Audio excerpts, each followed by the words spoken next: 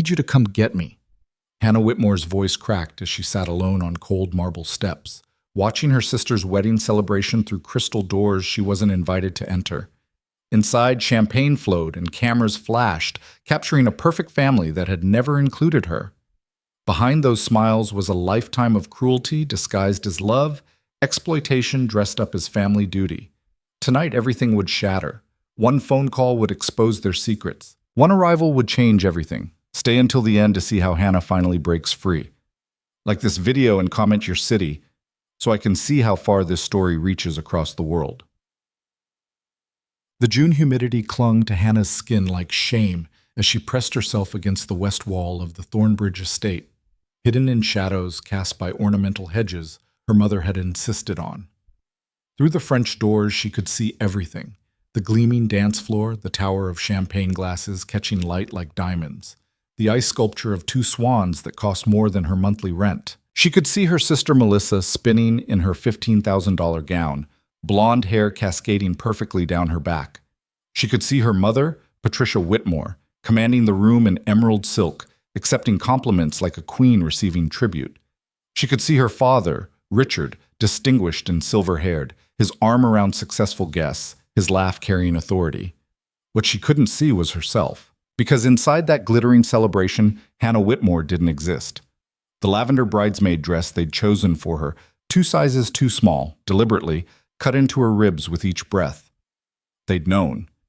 When she'd quietly mentioned it didn't fit at the final fitting, her mother had smiled that particular smile, the one that looked warm to strangers but froze Hannah's blood.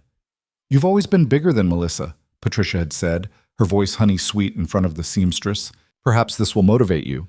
The seamstress had looked uncomfortable. Hannah had said nothing. She never did. Now, perched on the marble steps leading to the garden, steps she'd been told to use instead of the main entrance because we need to keep the aesthetic clean, Hannah felt the full weight of 28 years pressing down on her chest. Inside, someone clinked a glass. The crowd quieted for toasts. Hannah pulled out her phone, her hands trembling slightly. She should delete what she was about to do. Should stand up, smooth this ridiculous dress, and walk back inside to stand in her designated corner, out of frame, out of sight, out of mind. Instead, her thumb hovered over a name in her contacts. Ethan Cross. The music swelled inside. Melissa's laugh, that perfect crystalline sound that had always come so easily to her, rang out above everything else. Hannah pressed call. 3 months earlier, the kitchen alchemist smelled like heaven at 6 in the morning. Hannah moved through her domain with the precision of a conductor, her hand steady as she piped delicate buttercream roses onto a 3-tier wedding cake. Vanilla and almond extract perfumed the air. The industrial ovens hummed their familiar song. This was her sanctuary, the only place where she felt truly herself. "Boss, the Carmichael order is ready for pickup," her assistant Maya called from the front. "And you've got someone here to see you about a custom order. Says he doesn't have an appointment, but it's urgent." Hannah glanced at the clock. 6:47 a.m. Most clients didn't even know she started this early. "Give me 5 minutes to finish this tier." She'd started the Kitchen Alchemist 4 years ago with nothing but a $1,000 loan from a friend, a commercial kitchen rental, and recipes she'd perfected in her cramped apartment oven. While her family had openly mocked her little baking hobby, she'd built something real, something that mattered. "The restaurant business?" her father had said at a family dinner, his tone dismissive. 90% fail in the first year, Hannah, but I suppose everyone needs to learn their own lessons." "It's not a restaurant, Dad. It's a specialty bakery." "Same difference." He'd already turned away, back to discussing Melissa's promotion at the marketing firm. Real success, measurable, respectable. But the Kitchen Alchemist hadn't failed. Against every odd, every doubt, every casual dismissal from her family, she'd survived that first year. Then thrived. Her wedding cakes had been featured in 2 regional bridal magazines. Her pastries supplied 3 high-end restaurants. She had a waiting list, none of which her family had ever acknowledged. Hannah set down her piping bag and wiped her hands on her apron. When she pushed through the swinging door to the front, she stopped short. The man standing in her small reception area didn't belong there. He wore a charcoal suit that probably cost more than her monthly lease, perfectly tailored to broad shoulders and a lean frame. Dark hair, sharp jawline, and eyes that took in everything with unsettling intensity. He was examining the photos on her wall, her cakes, her creations, with genuine focus. "Mr. Cross?" Maya whispered unnecessarily. "Hannah Whitmore, the owner." He turned, and Hannah felt the strangest sensation, like being seen for the first time in her life. "Miss Whitmore." His voice was deep, measured. "I apologize for the early hour. I'm Ethan Cross. I need a cake." "I gathered that." Hannah smiled, trying to ignore the way her heart had inexplicably jumped. "What's the occasion?" "My mother's 60th birthday, 3 weeks from now." He pulled out his phone, showing her a photo of an elegant woman with kind eyes and silver-streaked hair. "She's, particular. I've been to 6 bakeries. They all showed me catalogs, standard designs. I was told your work is different." Hannah studied the photo. "Tell me about her." Ethan blinked, clearly not expecting the question. "What do you mean?" "Her favorite color. What makes her laugh? Does she garden, travel? What does she love?" Something shifted in his expression. Surprise, maybe, or recognition. "She collects vintage botanical illustrations. Orchids, specifically. She says they're proof that nature can be both delicate and fierce." Hannah smiled, really smiled. "I can work with that." For the next 20 minutes, they talked. Not about fondant versus buttercream, not about budget or logistics.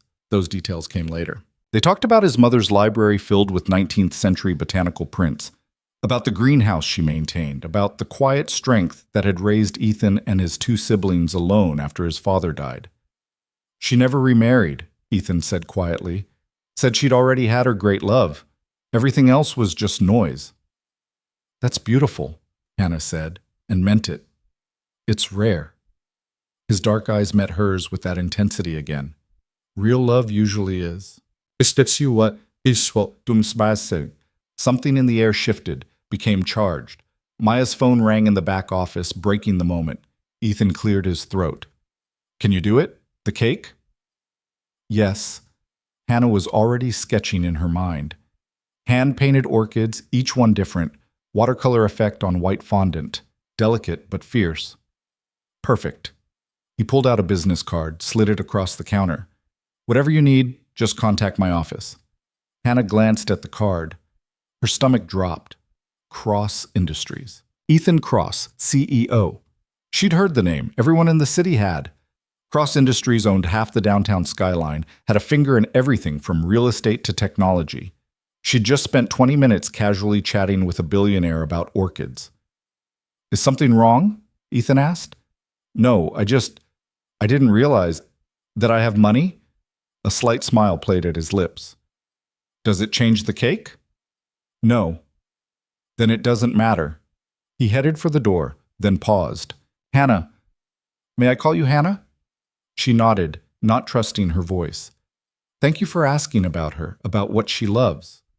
Most people just want to know what I'll pay." He opened the door, sunlight streaming in behind him. "I'll call later this week to confirm details." After he left, Maya appeared beside her. "Did that just happen? Did Ethan Cross just order a cake from us?"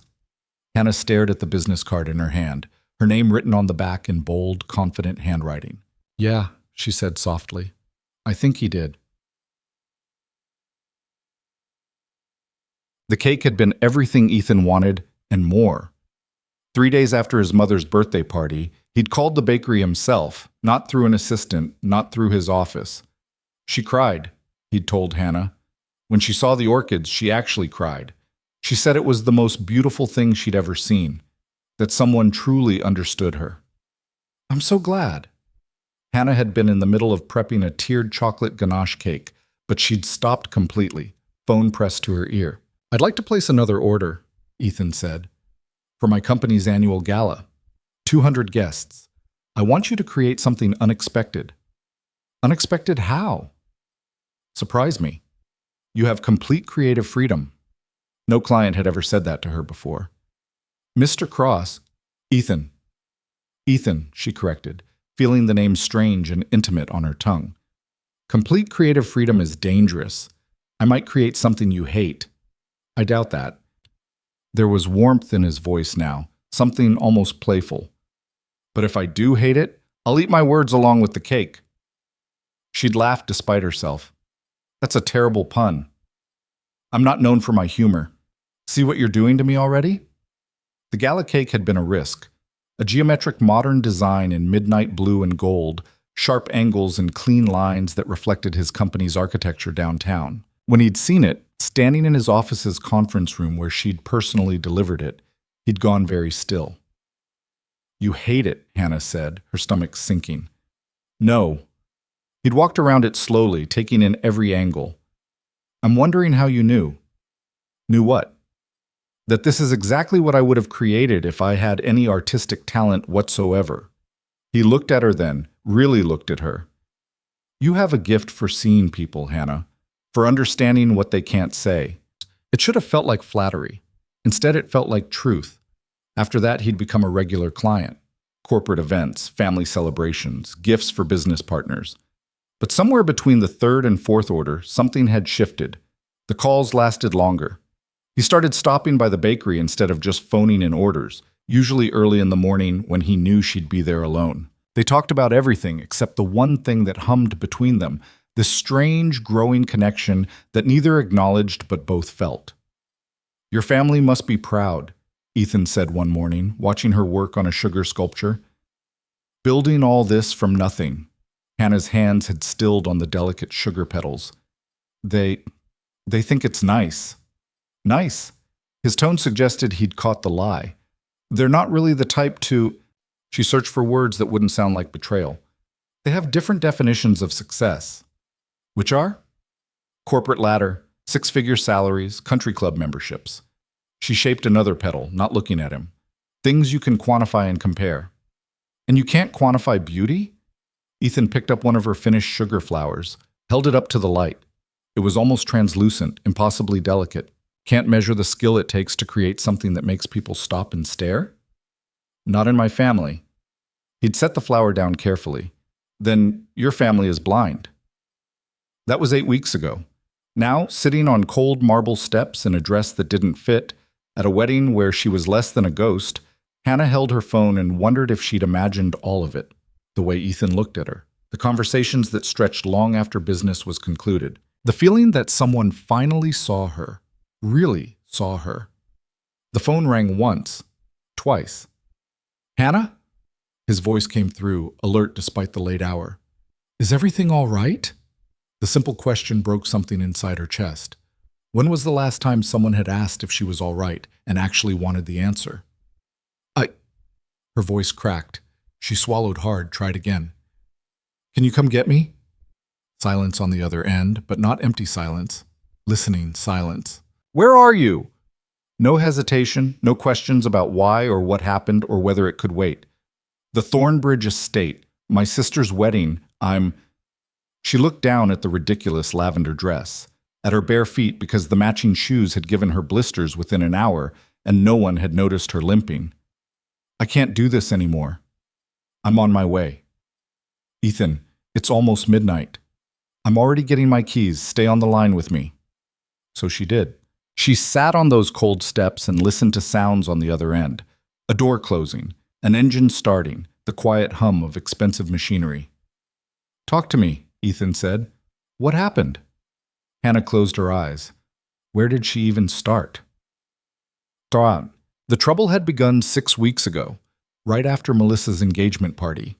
Hannah had arrived at her parents' house with champagne and a tray of her famous chocolate truffles, each one handmade, each one perfect. She'd found her family in the formal living room, Melissa holding court with her new fiancé Marcus, a corporate attorney with the right pedigree and the right connections. Hannah! Her mother's greeting was bright, performative. We were just talking about the wedding cake. Oh? Hannah had set down her offerings. Melissa, did you want to schedule a tasting? I can do something really special.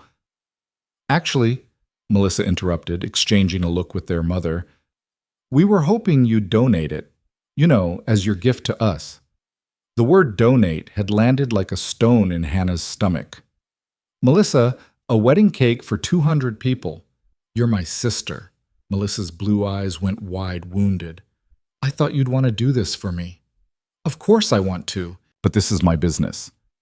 The ingredients alone for a cake that size, always about money with you, her father said from his armchair, not even looking up from his phone. Can't do one thing for family without calculating the cost. Hannah's cheeks had burned. Dad, that's not... I just meant... We've always supported your little bakery, Patricia cut in smoothly. Recommended you to friends, talked you up at parties. The least you could do is one cake. The least you could do. The words that had followed Hannah her entire life. She'd looked around the room, at Melissa's perfect pout, at her mother's expectant expression, at her father's dismissive profile, at Marcus, who looked vaguely uncomfortable but said nothing. Okay, Hannah heard herself say. Okay, I'll do it. Wonderful, Patricia clapped her hands together. Now we're thinking 10 tiers, white fondant with gold leaf, sugar flowers matching the bouquet. 10 tiers? Hannah's voice rose despite herself. Mom, that's not a cake. That's an installation. That would take... You said you'd do it. Melissa's voice turned sharp. Are you backing out already? No, I just... Can we maybe scale it back a bit? 8 tiers would still be stunning. And why are you always like this? Melissa stood abruptly. Why do you always have to make everything difficult? I'm getting married, Hannah. This is supposed to be my special day, and you're nitpicking about tiers. I'm not nitpicking. I'm trying to... Forget it. Melissa's eyes glittered with tears that Hannah knew were calculated, practiced. Just forget I asked. I'll find a real bakery that actually cares about quality. Melissa, wait. But her sister had already swept from the room, Marcus trailing dutifully behind her. Hannah stood frozen, chocolate truffles untouched on the coffee table. Look what you've done, Patricia said coldly. Your sister is in tears. I didn't mean to upset her. I was just... You were being selfish. Her father finally looked up, his expression hard, as usual. Hannah had left that night with a sick feeling in her stomach and a commitment to create a 10-tier wedding cake, for free, that would take 2 weeks of work and cost her thousands in materials. She'd thrown herself into it anyway, because maybe, some small voice whispered, if she made it perfect enough, beautiful enough, they'd finally see her worth. The cake became her obsession. She'd sketched designs until her hand cramped, tested flavor combinations until Maya begged her to stop. She'd decided on champagne vanilla cake with raspberry preserves and Swiss meringue buttercream, each tier a different height to create visual drama. The sugar flowers alone took 40 hours. Peonies and roses and delicate sweet pea blossoms, each petal painted by hand with edible luster dust. Ethan had stopped by the bakery during the final week of creation. What's this for? He'd stood beside her work table, watching her pipe royal icing details onto a practice tier. My sister's wedding. It's extraordinary. He leaned closer. The level of detail here. Hannah, this is museum quality work. She'd felt a flush of pride despite her exhaustion. Thank you. How much are they paying you? The question caught her off guard. Oh, they're not. It's my gift. Ethan had gone very still. Your gift. She's my sister. This represents what? 2 weeks of full-time work, hundreds of hours? Materials alone must be... It's fine. Hannah had cut him off, uncomfortable with the direction of the conversation. Really? But Ethan's expression had darkened. Do they know what this costs? What you're giving up in other orders to make this?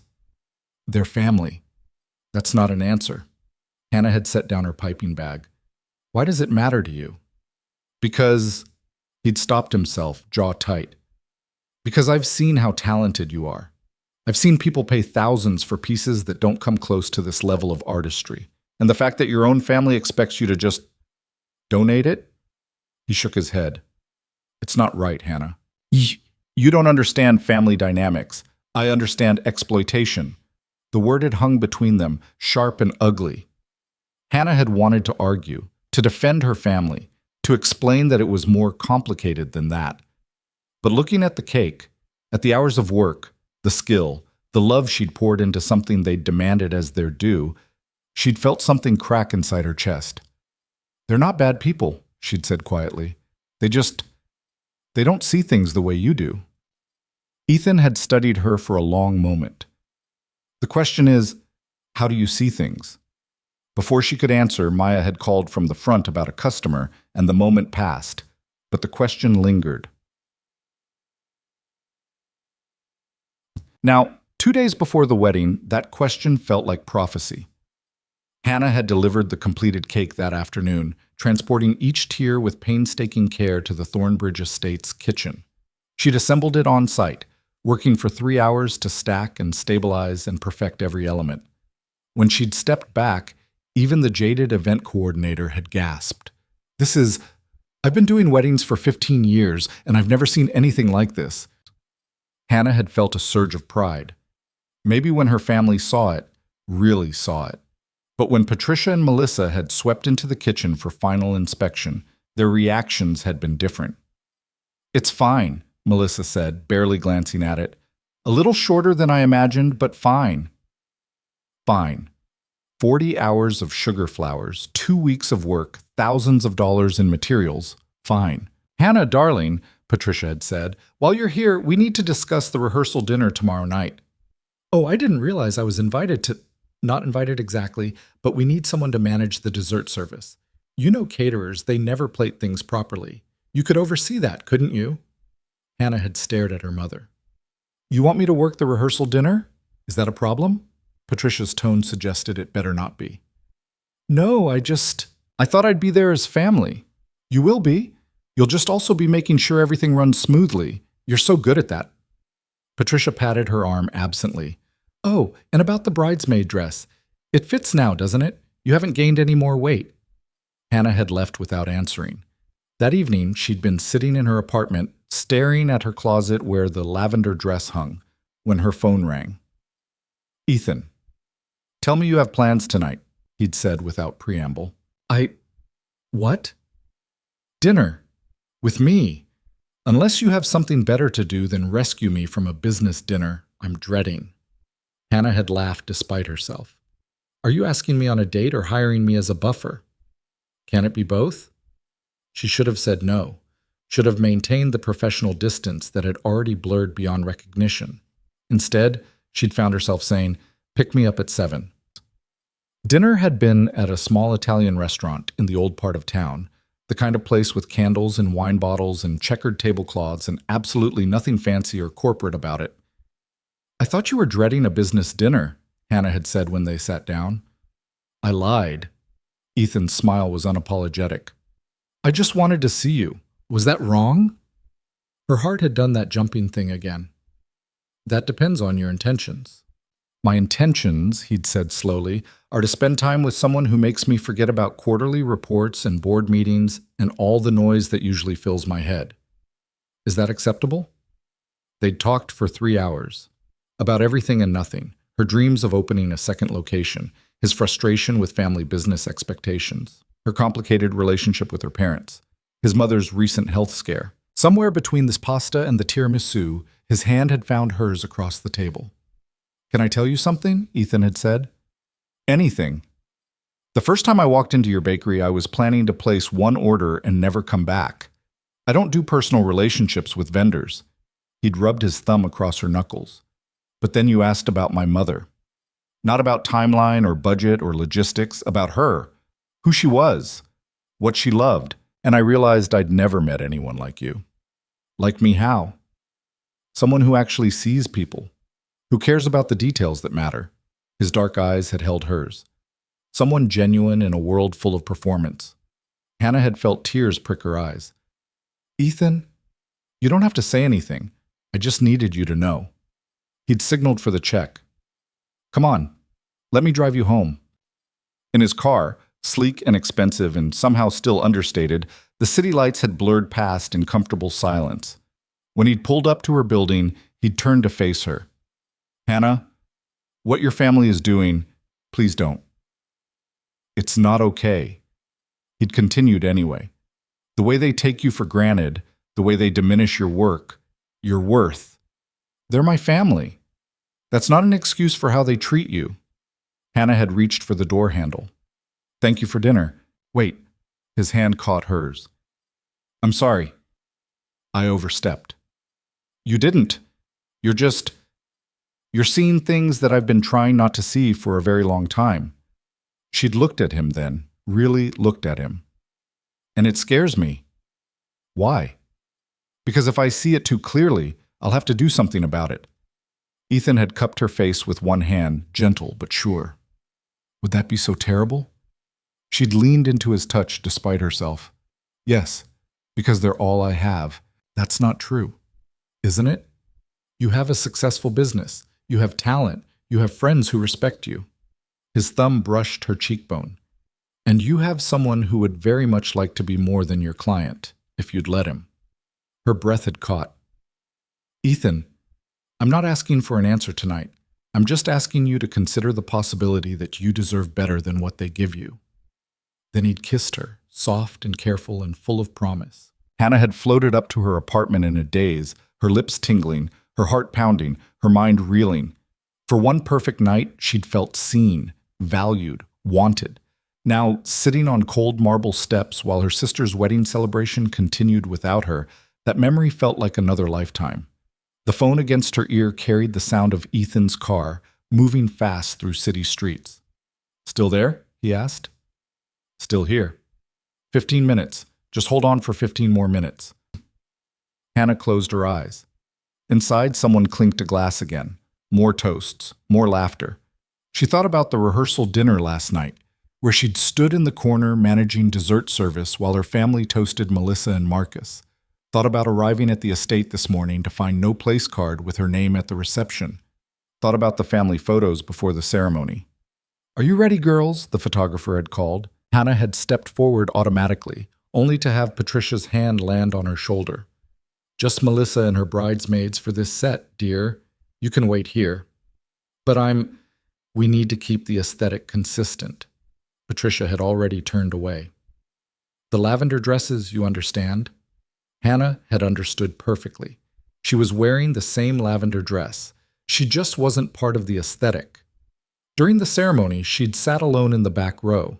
During cocktail hour, she'd helped the caterers when someone spilled champagne. During dinner, she'd taken the one empty seat at a table full of distant relatives who didn't remember her name. And through it all, she'd told herself it was fine, that she was being sensitive, that every family had complicated dynamics. Then came the announcement. Richard Whitmore had stood during dessert, commanding attention the way he always did. Before we continue with dancing, Patricia and I have some news to share. Hannah's stomach had clenched with instinctive dread. As you know, we're planning to downsize now that both our girls are settled. Richard's smile was warm, paternal. We've found a lovely condo downtown, just the two of us, as it should be. Applause. Melissa beaming. Which means, Patricia continued, we'll be selling the house. And Hannah, her mother's eyes found her in the back of the room. Sweetheart, you'll need to find your own place. We're giving you 30 days. That should be plenty of time, shouldn't it? The room had gone quiet. 30 days. Announced at her sister's wedding, in front of 200 people, like it was nothing. Like she was nothing. Hannah had felt every eye turn to her, waiting for her reaction, waiting to see what the family disappointment would do. She'd stood carefully, the too tight dress cutting into her ribs. Excuse me, she'd said to no one in particular, and she'd walked out. Hannah? Ethan's voice pulled her back to the present. I'm pulling up now. Where exactly are you? West side of the building. The garden entrance. I see it. Moments later, headlights swept across the hedges. A sleek black car rolled to a stop in the circular drive. The engine cut, and Ethan emerged. He'd clearly been at some formal event himself, still in a tuxedo, tie loosened, looking like he'd stepped out of a movie, but his eyes were only on her as he crossed the distance between them. Hannah. She stood on shaking legs, and that's when she realized she'd been crying. Mascara must be running, hair falling from its updo, barefoot in a dress that didn't fit, looking every inch the disaster her family believed she was. Ethan's jaw tightened as he took her in. Who do I need to destroy? The question was so unexpected, so fierce, that Hannah laughed, a broken, watery sound. All of them, none of them, I don't even know anymore. He shrugged out of his jacket and draped it over her shoulders. It smelled like expensive cologne and something uniquely him. Come on, let's get you out of here. Wait. Hannah looked back at the estate, at the warm light spilling from every window, at the celebration continuing without her. I should tell them I'm leaving. Do you, though? She met his eyes. In them, she saw no judgment, no disappointment, just steady, solid support. No, she whispered. I guess I don't. He offered his hand. For a long moment, Hannah stared at it. Taking it felt like stepping off a cliff. Taking it meant acknowledging everything Ethan had tried to tell her, that her family didn't value her, didn't see her, didn't deserve her. Taking it meant choosing herself. She placed her hand in his. Ethan's fingers closed around hers, warm and sure. There's my girl. They were halfway to the car when the terrace doors burst open behind them. Hannah! Patricia's voice cut through the night like glass. Hannah Whitmore, where do you think you're going? Hannah stopped. Ethan's hand tightened on hers. Don't, he said quietly. You don't owe her anything. But years of conditioning pulled Hannah around anyway. Her mother stood in the doorway, backlit by the party, her expression furious. You're making a scene, Patricia hissed, clicking toward them in her heels. Leaving without a word, disrupting your sister's wedding. I'm not disrupting anything, Hannah said. No one even noticed I was gone. Don't be dramatic. Of course people noticed. Patricia's eyes flicked to Ethan, taking in his protective stance, his hand still holding Hannah's. And who is this? Ethan Cross. He didn't offer his hand. I'm taking Hannah home. I wasn't aware my daughter had a... Patricia's eyes narrowed as recognition dawned. Cross Industries? That's correct. Hannah watched her mother's expression shift from anger to calculation in an instant. Mr. Cross, I apologize for my daughter's behavior. She's been under stress lately. She's under stress because you've spent her entire life making her feel worthless. The words landed like bombs in the quiet night. Patricia's face went white, then red. How dare you? How dare I? Ethan's voice remained level, but there was steel underneath. How dare you announce you're evicting your daughter at her sister's wedding? How dare you demand she create a masterpiece worth thousands and call it a gift?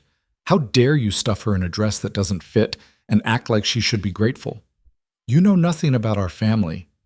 I know your daughter is the most talented person in this city, and you've spent years convincing her she's not good enough. He stepped forward slightly, still holding Hannah's hand. I know she has built something extraordinary from nothing, and you couldn't be bothered to acknowledge it. I know she deserves so much better than what you've given her. Patricia's mouth opened and closed.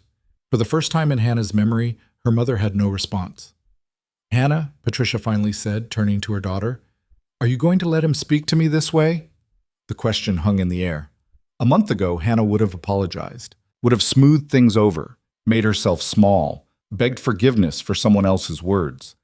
Now, she looked at her mother, really looked at her, at the woman who had criticized every pound, every career choice, every moment of Hannah's existence, who had taken her work and called it a gift, who had excluded her from family photos at her own sister's wedding. Yeah, Hannah said softly. I am.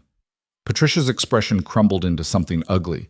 Fine, leave. But don't come crying back when this, she gestured at Ethan, doesn't work out. Don't expect us to welcome you back with open arms.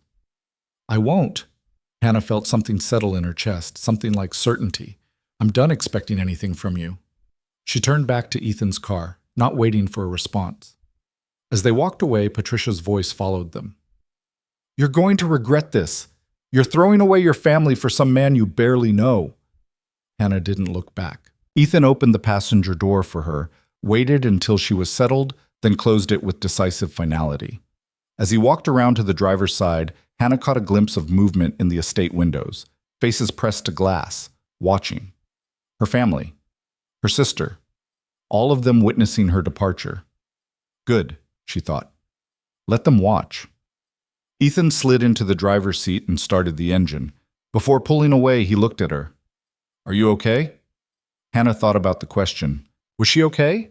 She'd just walked away from her entire family. She had 30 days to find a new place to live. She'd publicly burned bridges she'd spent 28 years trying to cross. But sitting here, in this car, with a man who saw her worth even when she couldn't see it herself. Yeah, she said, and meant it. I think I finally am. As they pulled away from the Thornbridge estate, Hannah watched the lights grow smaller in the side mirror. Somewhere in that building was a 10-tier cake she'd poured her heart into, her final offering to people who would never appreciate it. She didn't feel sad about leaving it behind. She felt free. "Where to?" Ethan asked. Hannah looked at him, at this man who had shown up without question, who had defended her without hesitation, who had seen her when she was invisible to everyone else. "I don't know," she admitted. "I haven't thought past getting out of there. My place is 10 minutes away. You can stay as long as you need." "Ethan, I can't just—" "You can." He glanced at her. "Unless you'd rather I take you to your apartment, but given that it's technically your parents' house." He was right. Her apartment was the converted garage of her parents' home. She'd lived there since college, paying rent they'd claimed was helping with mortgage payments, but Hannah suspected went straight into their vacation fund. Even her housing had been conditional, temporary, borrowed. "Your place," she said quietly. They drove through the city in comfortable silence, the night wrapping around them like a cocoon. Hannah leaned her head against the window, watching familiar streets blur past. Everything looked different somehow. Or maybe she was different. "Can I ask you something?" Ethan's voice was gentle. "Anything." "When you called tonight, you said you couldn't do it anymore. What specifically broke?" Hannah closed her eyes, searching for words. "They took family photos today, before the ceremony. Every possible combination, parents with both daughters, just the sisters, parents with Melissa, grandparents with everyone." She swallowed hard. "I wasn't in a single one." "Jesus, Hannah. I stood there for an hour, watching them arrange and rearrange themselves. The photographer kept looking at me like he thought I should be included, but no one said anything. No one suggested it. I was just there, taking up space, wearing the same dress as the other bridesmaids, but somehow not actually part of the wedding party." "That's not a family." Ethan's hands tightened on the steering wheel. "That's systematic exclusion." I kept telling myself I was being sensitive, that it wasn't personal, that they were just focused on Melissa because it was her big day. Hannah opened her eyes, stared at the passing streetlights. "But then my dad made that announcement about selling the house, and the way he said it, like I was a tenant whose lease was up. Not his daughter, just someone who needed to vacate." "How long have you been living there?" 6 years, since I started the bakery. They said I could save money that way, build up my business." She laughed bitterly. "I've been paying them $800 a month for a converted garage." Ethan pulled up to a sleek high-rise building in the heart of downtown. A valet appeared immediately, opening Hannah's door before she could react. "Welcome back, Mr. Cross." "Thank you, James. This is Hannah. She'll be staying for a while." "Of course, sir." Hannah followed Ethan through a marble lobby to a private elevator. He pressed his thumb to a scanner, and the doors opened directly into a penthouse apartment that took up the entire top floor. Floor-to-ceiling windows showcased the city lights below. Modern furniture in shades of gray and black created clean lines. Everything was immaculate, expensive, and somehow still warm. "Guest room is down the hall on the left," Ethan said, shrugging out of his jacket. "Bathroom attached. Help yourself to anything you need." Hannah stood in the middle of the living room, suddenly overwhelmed. "I don't have anything. Clothes, toothbrush. I left everything." "We'll fix that tomorrow." He disappeared into the kitchen, returned with a glass of water. "Tonight, you just breathe." She took the water with shaking hands. Now that the adrenaline was fading, the full weight of what she'd done was settling in. She'd walked away from her family, called her mother's bluff, burned bridges with no plan for what came next. "I'm homeless," she said suddenly. "Oh my God, I'm homeless." "You're not homeless. You're here. For tonight. But tomorrow and the day after that, Hannah." Ethan set down his own glass and took her hands. "You're not homeless. You're not alone, and you're not going to figure out everything tonight." He guided her to the couch, sat beside her. "Right now, you're going to take a breath and acknowledge that you just did something incredibly brave." "Brave?" She laughed, a slightly hysterical edge to it. "I ran away." "You chose yourself. That's different. Is it?" "Yes." His thumb traced circles on the back of her hand. "Running away is fear. What you did tonight was clarity. You saw the situation for what it was and made a decision." Hannah leaned her head on his shoulder, exhaustion crashing over her. "What if I made the wrong decision?" "Do you really think you did?" She thought about her mother's face when Ethan had called her out, about the wedding photos she'd never be in, about the cake she'd spent weeks creating that Melissa had dismissed in 5 seconds, about a lifetime of being unseen, unheard, unvalued. "No," she whispered. "I don't think I did." "Then stop second-guessing yourself." They sat like that for a long time, Hannah drawing strength from Ethan's solid presence beside her. Through the windows, the city glittered, thousands of lights, thousands of lives, thousands of possibilities. For the first time in her life, Hannah wasn't sure what came next. And strangely, that felt like freedom. Hannah woke to sunlight streaming through unfamiliar windows and the scent of fresh coffee. For one disoriented moment, she couldn't remember where she was. Then it all came rushing back, the wedding, the confrontation, Ethan's car cutting through the night. She sat up slowly, taking in the guest room. Soft gray walls, crisp white linens, a view of the city that made her former apartment, look like a shoebox. On the nightstand sat a folded t-shirt and sweatpants, clearly Ethan's, along with a note in bold handwriting. "Thought you might want something more comfortable. Coffee's ready when you are." Hannah changed quickly, the oversized clothes hanging on her frame, but infinitely better than the lavender dress she'd abandoned in a heap on the floor. In the bathroom mirror, she looked like someone who'd been through a war. Mascara smudges under her eyes, hair a disaster, but something in her expression had changed. She looked tired, yes. Scared, definitely, but not small anymore. The coffee smell led her to a kitchen that belonged in a design magazine. Ethan stood at the counter in jeans and a plain white t-shirt, looking unfairly good for someone who'd probably gotten as little sleep as she had. "Morning," he said, pouring coffee into a second mug. "How do you take it?" "Cream, 2 sugars." Hannah slid onto a bar stool. "You didn't have to let me crash here." "I know." He set the mug in front of her, their fingers brushing briefly. "I wanted to." The coffee was perfect, and Hannah hated how much that small kindness made her throat tight. "I should call Maya. Let her know I won't be in today. Already texted her for you. Hope that's okay." At her startled look, Ethan added, "You left your phone on the bathroom counter last night. The screen lit up with her message asking if you were all right. I just told her you were safe and would call later." Hannah wrapped both hands around the warm mug. "She's going to have questions. Then answer them, or don't. Your life doesn't require explanations anymore." "That's not how life works, Ethan." "It is now." He leaned against the counter, studying her. "What do you want to do today?" The question should have been simple. Instead, it felt enormous. What did she want to do? For 28 years, her days had been dictated by other people's expectations, other people's needs, her family's demands, client deadlines, the constant background noise of trying to prove herself worthy. "I don't know," she admitted. "Okay, let me rephrase. What do you need to do today?" That was easier. "Find an apartment, pack my stuff before my parents change the locks. Figure out how to explain to everyone why I walked out of my sister's wedding." "Those are all tasks, not needs." Ethan poured himself more coffee. "What do you need, Hannah? For yourself, not for anyone else." She stared into her mug, watching cream swirl through dark liquid. "I need to breathe. I need to not feel like I'm constantly drowning. I need—" Her voice cracked. "I need to understand why I wasn't enough for them." Ethan set down his coffee and moved around the counter. Before Hannah could react, he'd pulled her into his arms, solid and warm and safe. "You were always enough," he said quietly. They just couldn't see it. Hannah pressed her face against his chest and finally let herself cry. Not the quiet, hidden tears from last night, but deep, wrenching sobs that felt like they'd been building for years. Ethan held her through all of it, one hand stroking her hair, saying nothing because there was nothing to say.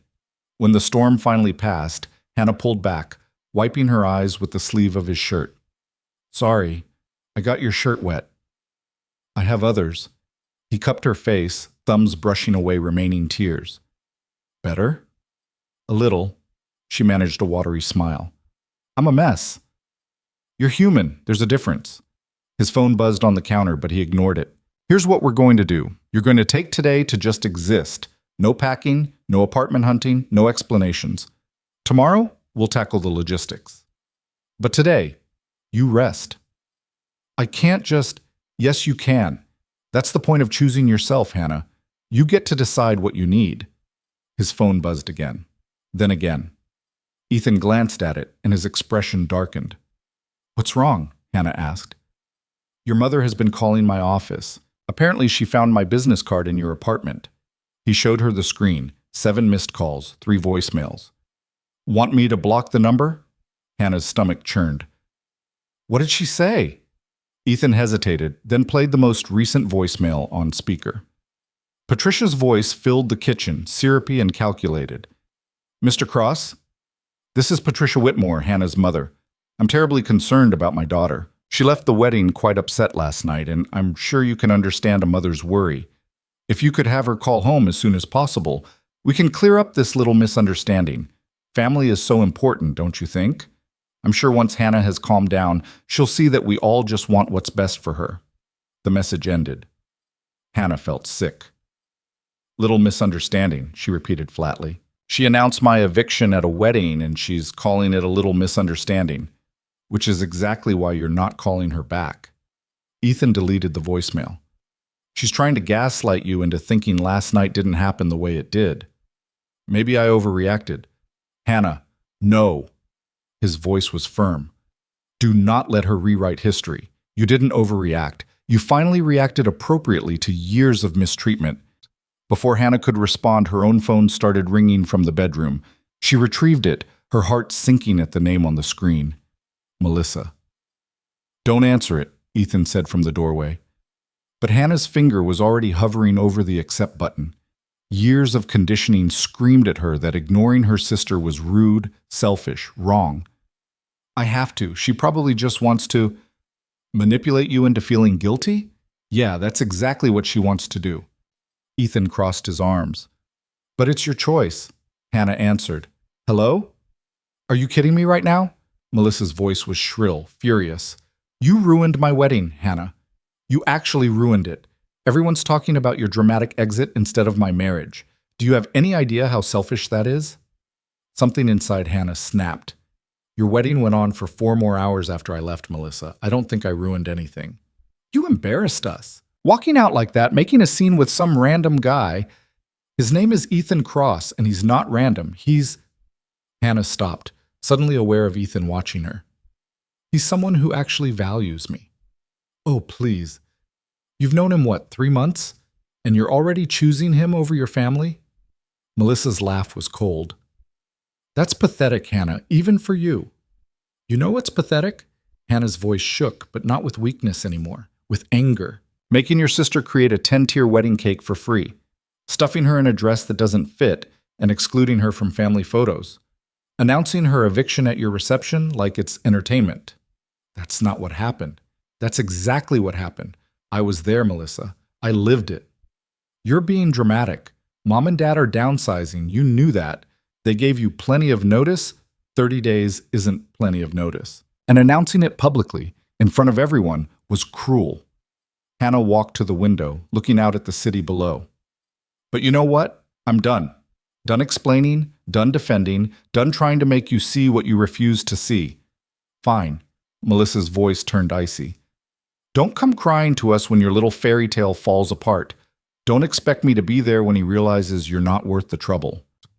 The words hit like physical blows, designed to land in all Hannah's most vulnerable places. A month ago, they would have worked. Hannah would have apologized, begged forgiveness, made herself small again. Now, she just felt tired. "Goodbye, Melissa." She hung up before her sister could respond. Her hands were shaking, but her breathing was steady. Ethan appeared beside her. "You okay?" "I don't know. Ask me again in a few hours." Hannah set her phone down on the coffee table. "She's right about one thing, though. I barely know you.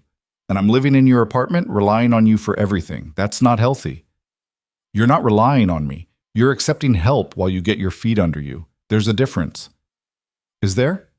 Hannah turned to face him. "Be honest, Ethan. Why are you doing this? Why do you care so much about what happens to me?" He was quiet for a long moment, his dark eyes searching hers. "You really don't know?" "Know what?" "Hannah, I've been half in love with you since the moment you asked about my mother's favorite flowers instead of my budget." He said it simply, like it was fact. Every time you walked into a room, you lit it up. Every conversation we had made me forget about everything else. And watching your family treat you like you were nothing when you're everything, his jaw tightened. I couldn't stand by and watch it anymore. Hannah's heart was pounding. You love me. Half in love, he corrected gently. The other half is waiting for you to choose yourself, to see your own worth. Because as much as I care about you, you need to believe it too. I don't know how. Then let me show you. He took her hands. Let me spend today proving to you that you matter, that your dreams matter, that you deserve to take up space in the world. And how exactly do you plan to do that? A slow smile crossed his face. Do you trust me? Hannah thought about it, really thought about it. She'd known Ethan Cross for 3 months. He was essentially a stranger who'd seen something in her that even she couldn't see. She was standing in his apartment wearing his clothes with no plan and no safety net. And yet, yeah, she said softly, I think I do. Good, then go get dressed. We're going out. 20 minutes later, Hannah sat in Ethan's car wearing the same clothes she'd slept in, her hair pulled into a messy ponytail, no makeup. She felt exposed, vulnerable, and strangely free. Where are we going? She asked as Ethan navigated through downtown traffic. You'll see. They drove for 15 minutes before pulling up to a building Hannah recognized, the Carmichael Gallery, one of the most prestigious art spaces in the city. She'd delivered cakes here before, always through the service entrance, always invisible. Why are we here? Hannah asked as Ethan opened her door. Because you need to see something. He led her inside, past the main gallery space to a private viewing room.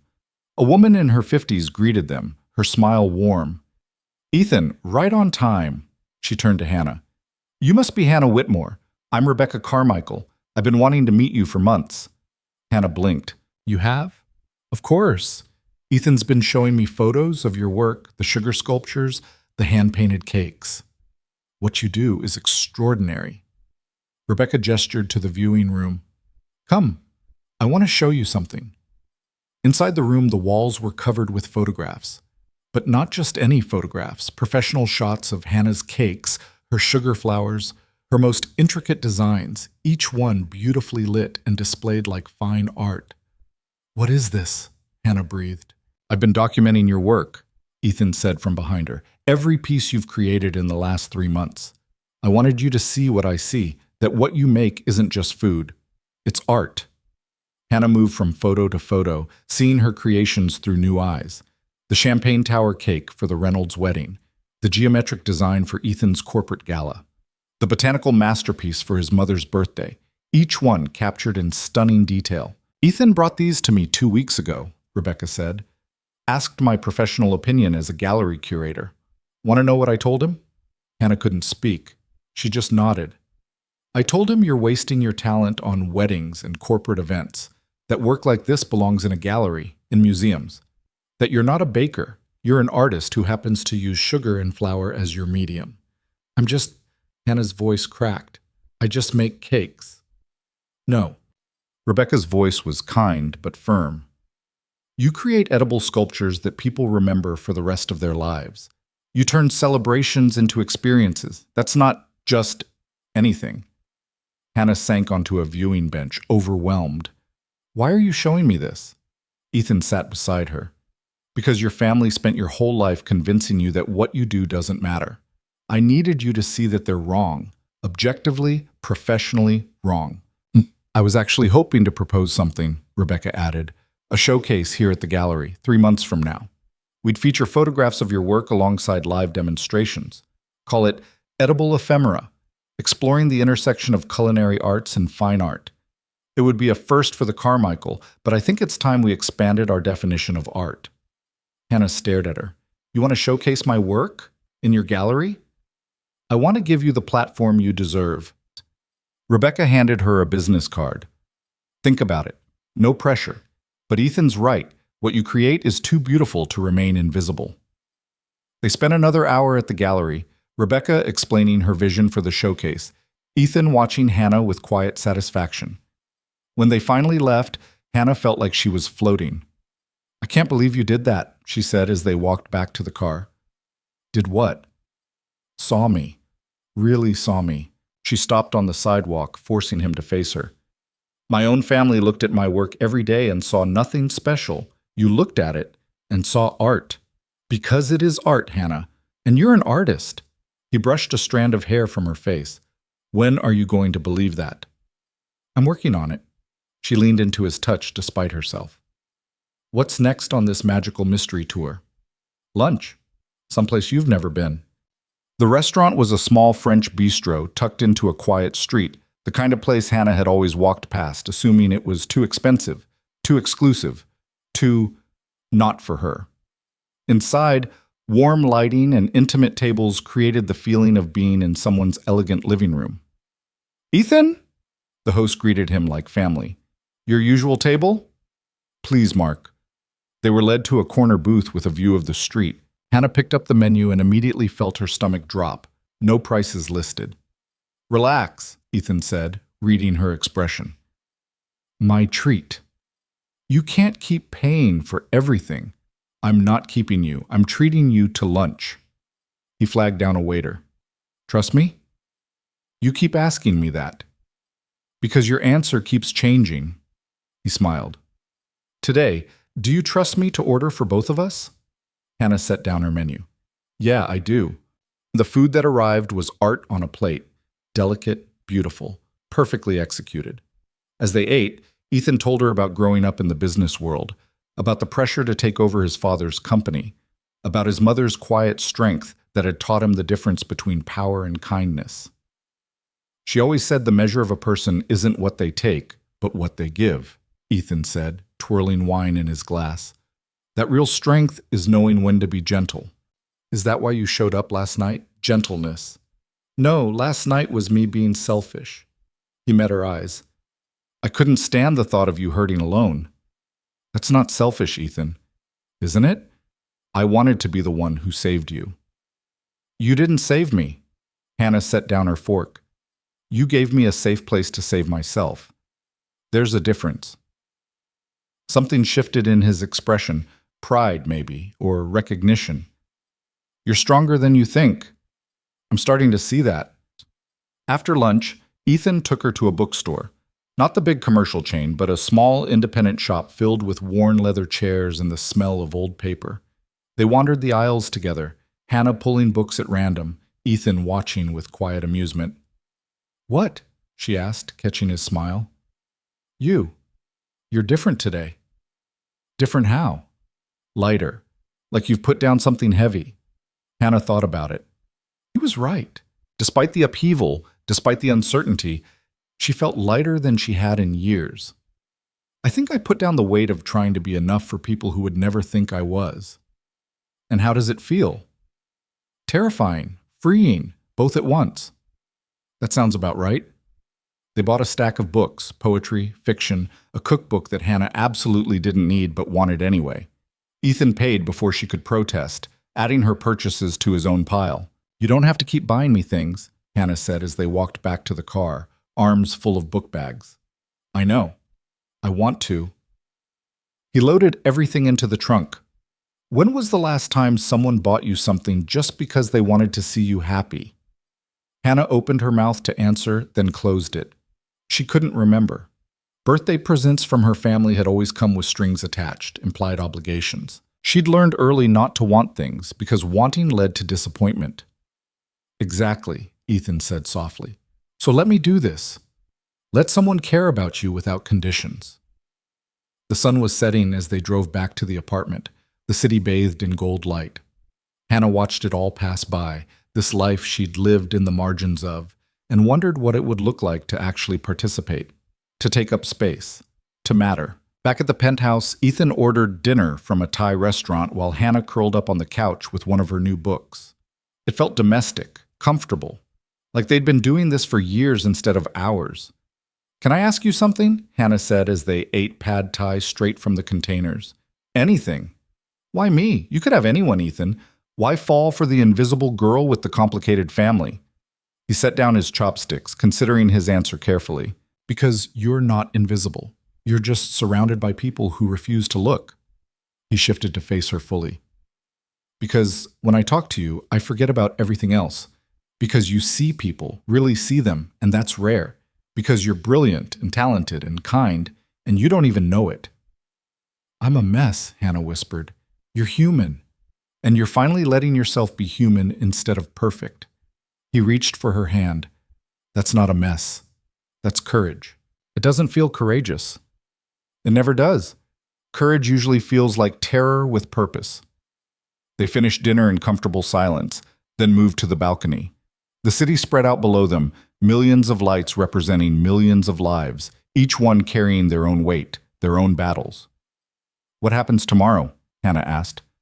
Tomorrow, we deal with logistics. Get your stuff from your parents' place, start looking at apartments, figure out the practical side of your new life. Ethan leaned against the railing beside her. But tonight, you just breathe. I don't know how to do this. How to be on my own. You've been on your own for years, Hannah. You just had people around you pretending to be family. He turned to face her. Now you get to build your own family. People who actually see you, who actually care. And you want to be part of that? If you'll let me. Hannah looked at him, really looked at him. This man who'd shown up in the middle of the night, no questions asked, who'd defended her to her mother, who'd shown her own work like it mattered, who'd spent a day proving to her that she deserved to take up space. Why? She asked again. Why do you care so much? Because someone should. He cupped her face gently. And because I want to. Because when I'm with you, everything makes sense. Because you make me want to be better, kinder, more present. I don't know how to let someone in like that. Then we'll figure it out together. He leaned closer, his breath warm against her lips. If you want to. I'm scared. Of me. Of this. Of wanting something good and having it taken away. I'm not going anywhere, Hannah, not unless you ask me to. She kissed him then, closing the distance between them, letting herself want without apology. Ethan responded immediately, one hand sliding into her hair, the other pulling her closer. The kiss was gentle at first, exploratory, then deeper, as Hannah let herself feel everything she'd been holding back. When they finally pulled apart, both breathing hard, Ethan rested his forehead against hers. Stay, he said quietly. Not just tonight. Stay here while you figure out what's next. Take the time you need. Ethan, I can't just move in. Why not? You need a place. I have space. It's logical. It's not logical. It's... Hannah searched for the word. It's huge. It's a huge step. Then don't think of it as a step. Think of it as a safe place to land while you grow wings. He pulled back to look at her. No pressure, no expectations. Just a room and time and space to figure out who you are when you're not trying to be who they wanted. Hannah looked out at the city again, at all those lights, all those possibilities. Moving in with Ethan was reckless, impulsive, completely unlike her usual careful, measured approach to life, which was exactly why some part of her wanted to say yes. Can I think about it? She asked. Take all the time you need. He kissed her forehead. The offer stands either way. They stayed on the balcony until the night grew cold, talking about everything and nothing. Hannah told him about the bakery, about her dreams of expanding, about the recipes she'd perfected in her head but never had time to execute. Ethan told her about his company, about the pressure to be ruthless in business, about his mother's constant reminder that money means nothing if you lose yourself getting it. She'd like you, Ethan said. My mother, she'd see what I see. Which is? Someone rare, someone real. He stood, offering his hand. Come on, it's late. You need sleep. Why, Hannah let him pull her to her feet. At the guest room door, she hesitated. Thank you, she said. For today. For all of it. Thank me by believing it. By seeing yourself the way I see you. I'm working on it. That's all I ask. He kissed her softly, carefully. Good night, Hannah. Good night. She closed the door and leaned against it, her heart racing. Through the wood, she heard Ethan's footsteps retreating down the hall. Heard his own door close. Heard the apartment settle into silence. Hannah changed into his t-shirt again, climbed into the unfamiliar bed, and stared at the ceiling. 24 hours ago, she'd been sitting on marble steps in a dress that didn't fit, invisible at her own sister's wedding. Now she was here, in a penthouse apartment, being seen by someone who asked nothing in return. Her phone buzzed on the nightstand. Another message from her mother. Hannah, this is getting ridiculous. Call me so we can talk like adults. Hannah stared at the screen, her thumb hovering over the delete button. Part of her, the part trained by 28 years of conditioning, wanted to call, to explain, to smooth things over and make everyone comfortable again. But another part, the part that was growing stronger by the hour, knew the truth. Calling wouldn't fix anything. It would just reset the pattern, put her back in the box she'd finally climbed out of. She deleted the message without responding. Tomorrow would bring its own challenges, packing up her life, facing her parents, figuring out where to go from here. But tonight, wrapped in soft sheets in a safe place, Hannah let herself imagine a different kind of future. One where she wasn't constantly shrinking to fit other people's spaces.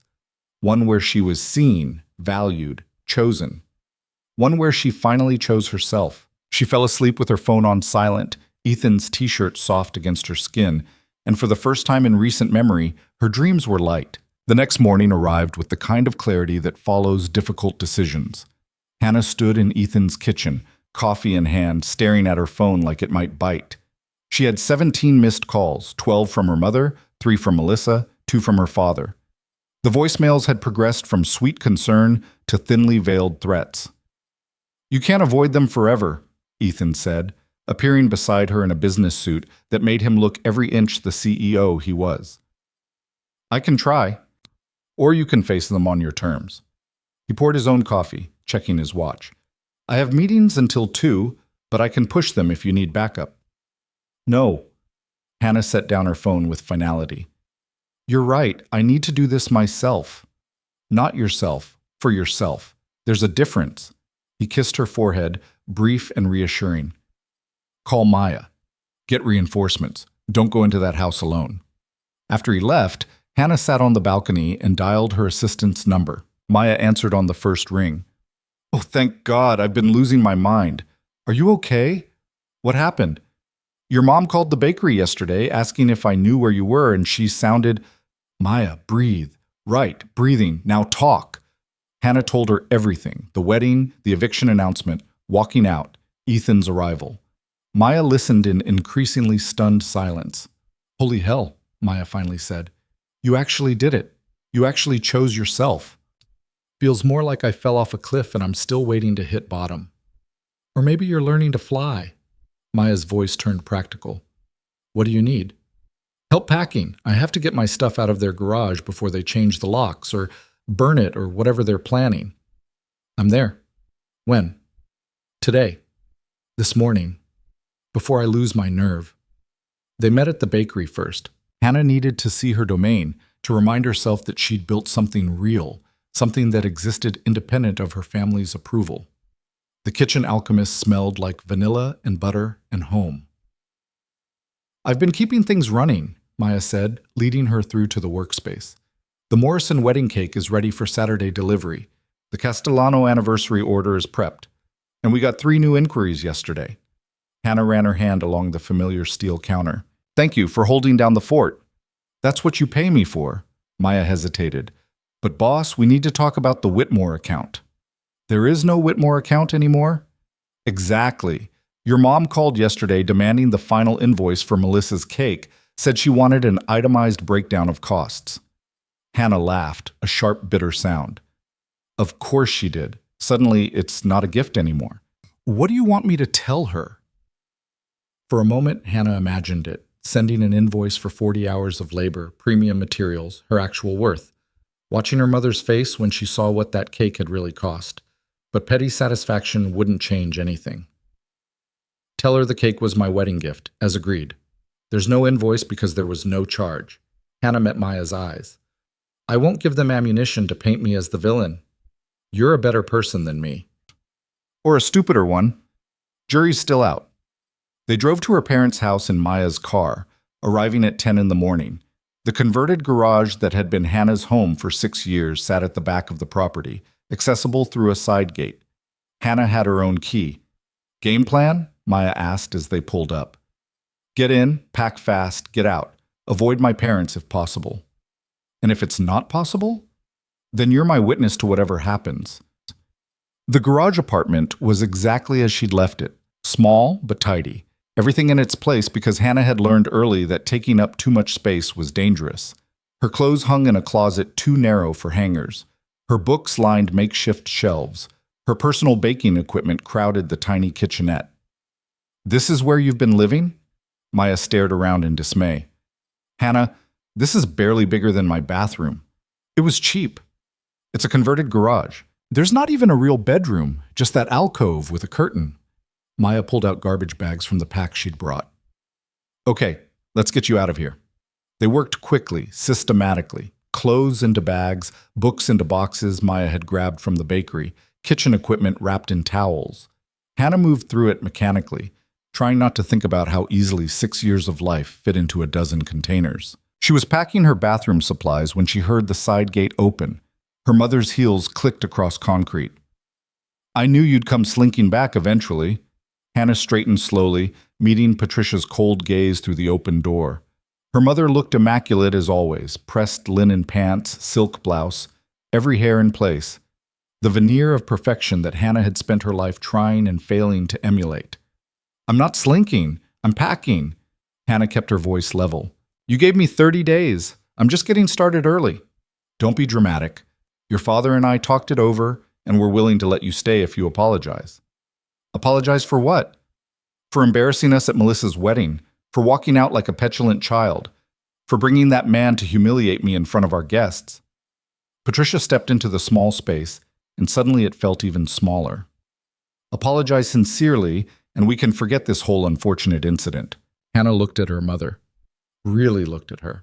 At the woman who had spent 28 years making her feel insufficient, who had criticized every pound, every choice, every dream, who had announced her eviction like it was nothing and now expected gratitude for a conditional reprieve. "No," Hannah said quietly. "Excuse me?" "I said no. I'm not apologizing. I didn't do anything wrong." Patricia's expression hardened. You made a scene when you announced my eviction at a wedding reception. I just responded to it. We were sharing family news.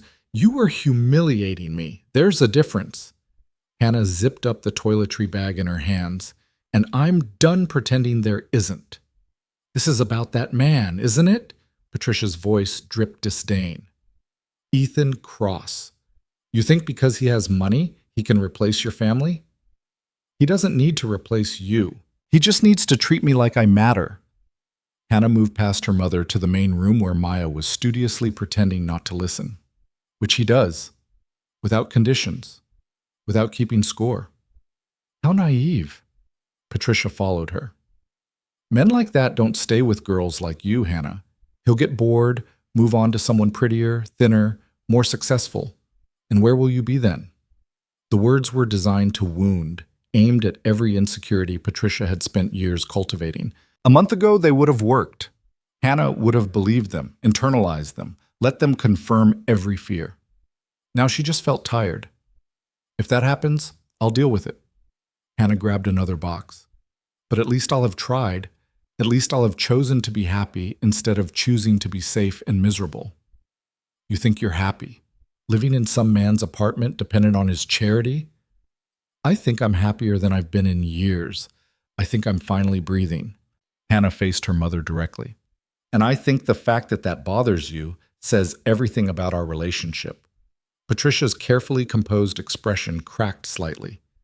"After everything we've done for you." "Like what, Mom?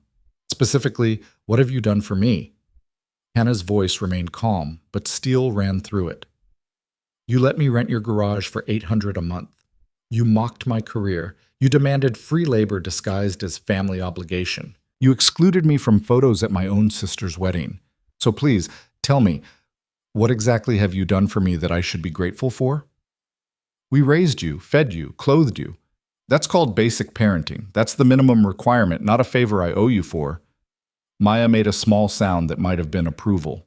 Patricia's face flushed red. "You ungrateful little—" "I'm not ungrateful." Hannah cut her off. "I'm just done. Done trying to earn love that should have been freely given. Done shrinking myself to fit spaces you deliberately made too small. Done apologizing for taking up room in my own family. If you walk out that door with your things, don't expect to come back. I know. Hannah picked up a box, handed another to Maya. I'm counting on it. They loaded Maya's car in silence, Patricia watching from the doorway with an expression that mixed fury and disbelief. On their third trip, Hannah's father appeared, still in his golf clothes. What's all this? Richard asked, though his tone suggested he knew exactly what it was.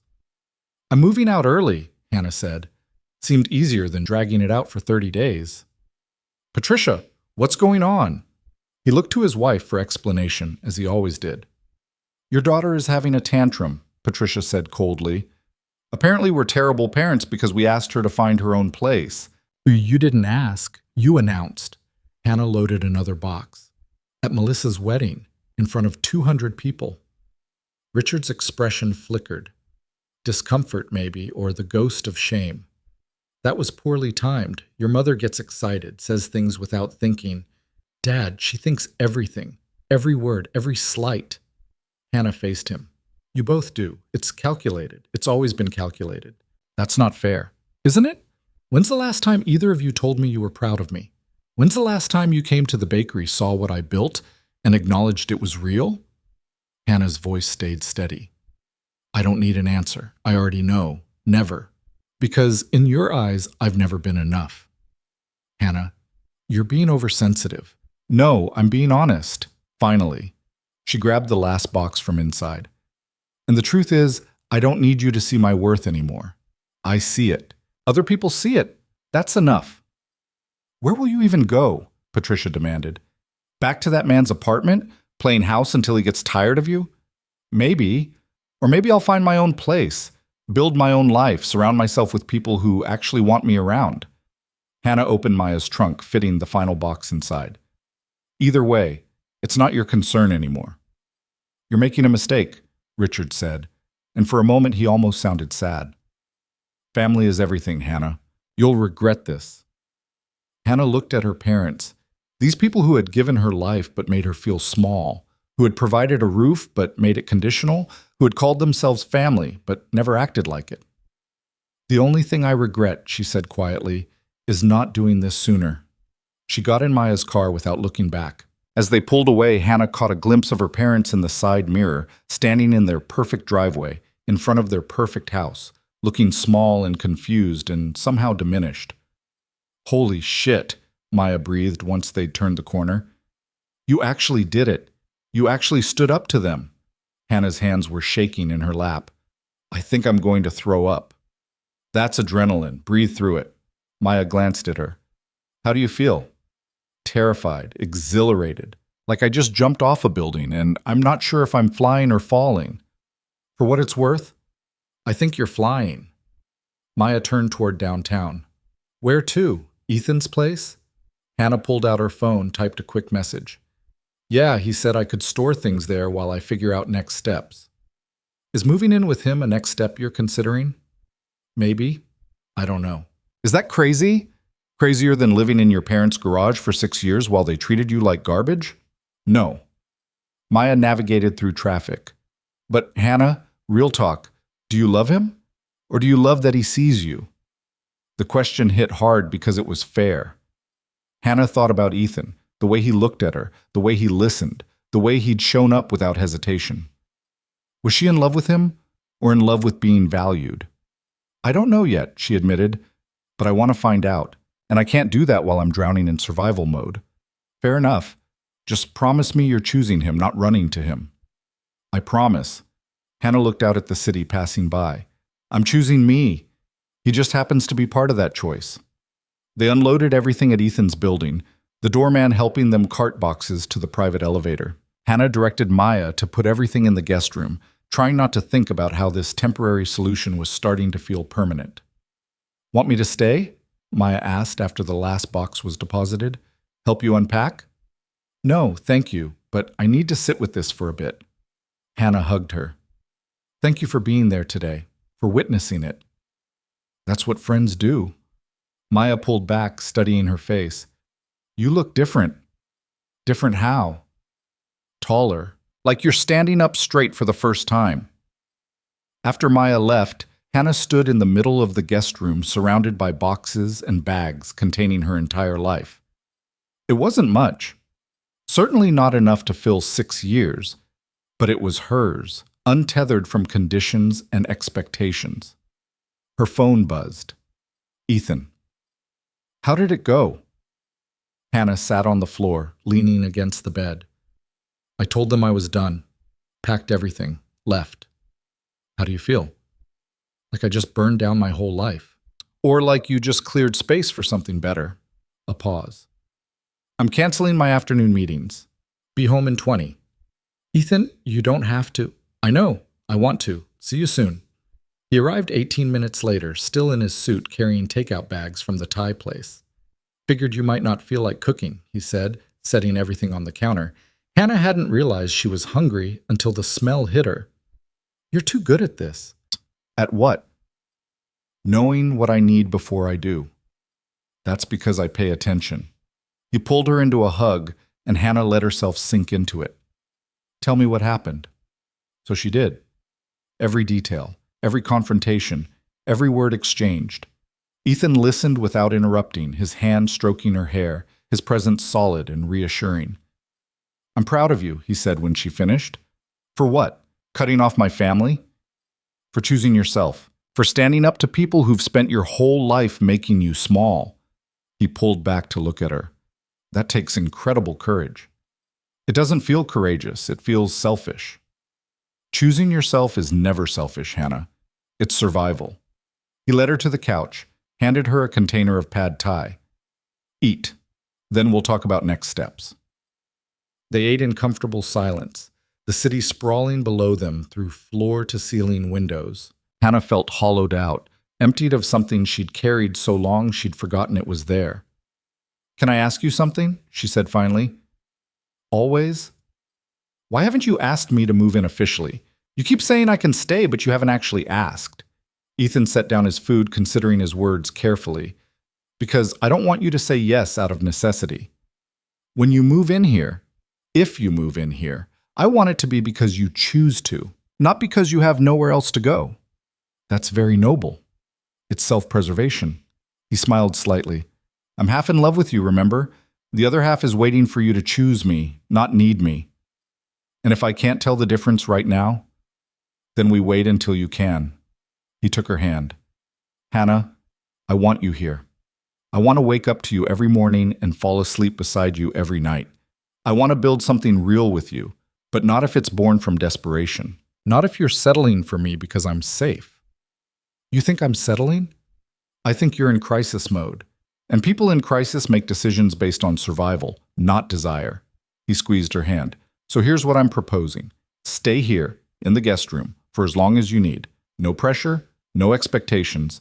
Just time and space to figure out who Hannah Whitmore is when she's not trying to please people who can't be pleased. And then?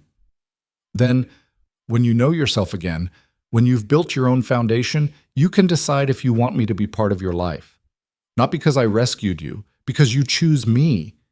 Hannah felt tears prick her eyes. What if figuring myself out takes a long time? Then it takes a long time. I'm not going anywhere. Why? Why are you so patient with me? Because you're worth waiting for. He brushed a tear from her cheek. And because I've spent my whole life around people who want me for what I have. You want me for who I am. That's worth any amount of waiting. She kissed him then, soft and grateful and full of something she couldn't quite name yet. Ethan responded gently, his hands cradling her face like she was something precious. Thank you, Hannah whispered against his lips. For what? For seeing me, for being patient, for not trying to fix me. You don't need fixing. You just need space to grow. They spent the evening unpacking Hannah's things, Ethan helping her organize the guest room into something that felt like home. He hung her clothes in the closet, arranged her books on built-in shelves, made space in the bathroom for her toiletries. This feels permanent, Hannah said, watching him work. It can be as permanent or temporary as you want. This is your space for as long as you need it. What about when you have other guests? I'll tell them the room is occupied. He smiled. Hannah, stop looking for reasons why you don't belong here. You belong here because I want you here. Full stop. That night, Lying in the guest bed that was starting to feel familiar, Hannah stared at the ceiling and tried to process everything that had happened in 3 days. She'd walked out on her family, confronted her parents, packed up her life. And somehow, instead of feeling lost, she felt found. Her phone buzzed with a text from Melissa. "Mom told me what you said to them. I hope you're happy. You've officially destroyed this family." Hannah stared at the message for a long moment. The old Hannah would have called immediately, apologizing, begging forgiveness, trying to fix what she'd allegedly broken. The new Hannah, the one who was learning to stand up straight, saw the message for what it was. Manipulation. An attempt to make her responsible for their dysfunction. She deleted it without responding. Another text came through, this time from a number she didn't recognize. "Hannah, this is Rebecca Carmichael. I hope it's okay that Ethan gave me your number. I wanted to follow up on the gallery showcase proposal. Would you be available to meet this week to discuss details? I really believe we could create something special together." Hannah read the message 3 times, her heart pounding. A gallery showcase. Her work, recognized as art, a platform she'd never imagined having, offered without conditions or strings. She typed back, "Yes, I'd love to discuss it. Thank you for thinking of me." The response came within minutes. "Thank you for being brilliant. How's Thursday at 2 p.m.? Perfect." Hannah set down her phone and let herself smile. In the span of 3 days, she'd lost her family and gained possibility. She'd walked away from people who made her small and toward people who saw her worth. She thought about what Ethan had said, that she needed to build her own foundation before deciding if she wanted him to be part of her life. It was terrifying and freeing at once. For 28 years, she'd defined herself by other people's standards. Now she had the chance to define herself by her own. The question was, who was Hannah Whitmore when she wasn't trying to be enough for people who would never think she was? She fell asleep thinking about sugar flowers and gallery walls, about businesses built on passion instead of approval, about a life where she took up space without apologizing for it. And for the first time in her memory, her dreams were hers alone. The next morning, Hannah woke to sunlight and the smell of coffee. She found Ethan in the kitchen, already dressed for work, reading something on his tablet. "Morning," he said, pouring her a mug. "Sleep okay?" "Better than I expected." Hannah accepted the coffee gratefully. "What's that?" "Article about the restaurant industry. There's a commercial kitchen space opening up downtown, bigger than what you have now, better location." He turned the tablet to show her. "Thought you might be interested." Hannah scanned the listing. The space was beautiful, professional-grade equipment, plenty of room, positioned perfectly between the business district and the arts quarter. It was also expensive. "I can't afford this," she said. "Not yet. But if the gallery showcase goes well, if you expand your client base..." Ethan shrugged. "I'm not saying buy it tomorrow. I'm saying keep it in mind as possibility. You're trying to help me build my own foundation. I'm trying to show you what's possible when you're not held back by people who want you to stay small." He checked his watch. "I have to go. Meetings all day, but I'll be home by 7. Want to do dinner? Here or out?" "Wherever you want." After he left, Hannah sat at the kitchen island with her coffee and her phone and a growing sense of purpose. She had a meeting with Rebecca Carmichael on Thursday. She had a bakery to run. She had a life to build. She opened her email and started drafting a message to Rebecca, outlining ideas for the showcase. Edible art installations, live demonstrations of sugar work, photographs showing the progression from raw ingredients to finished masterpieces. Her fingers flew across the keys, ideas pouring out faster than she could type them. This was who she was when she wasn't being diminished. Creative, ambitious, full of vision. She was so absorbed in planning that she didn't hear the knock on the door until it came again, louder.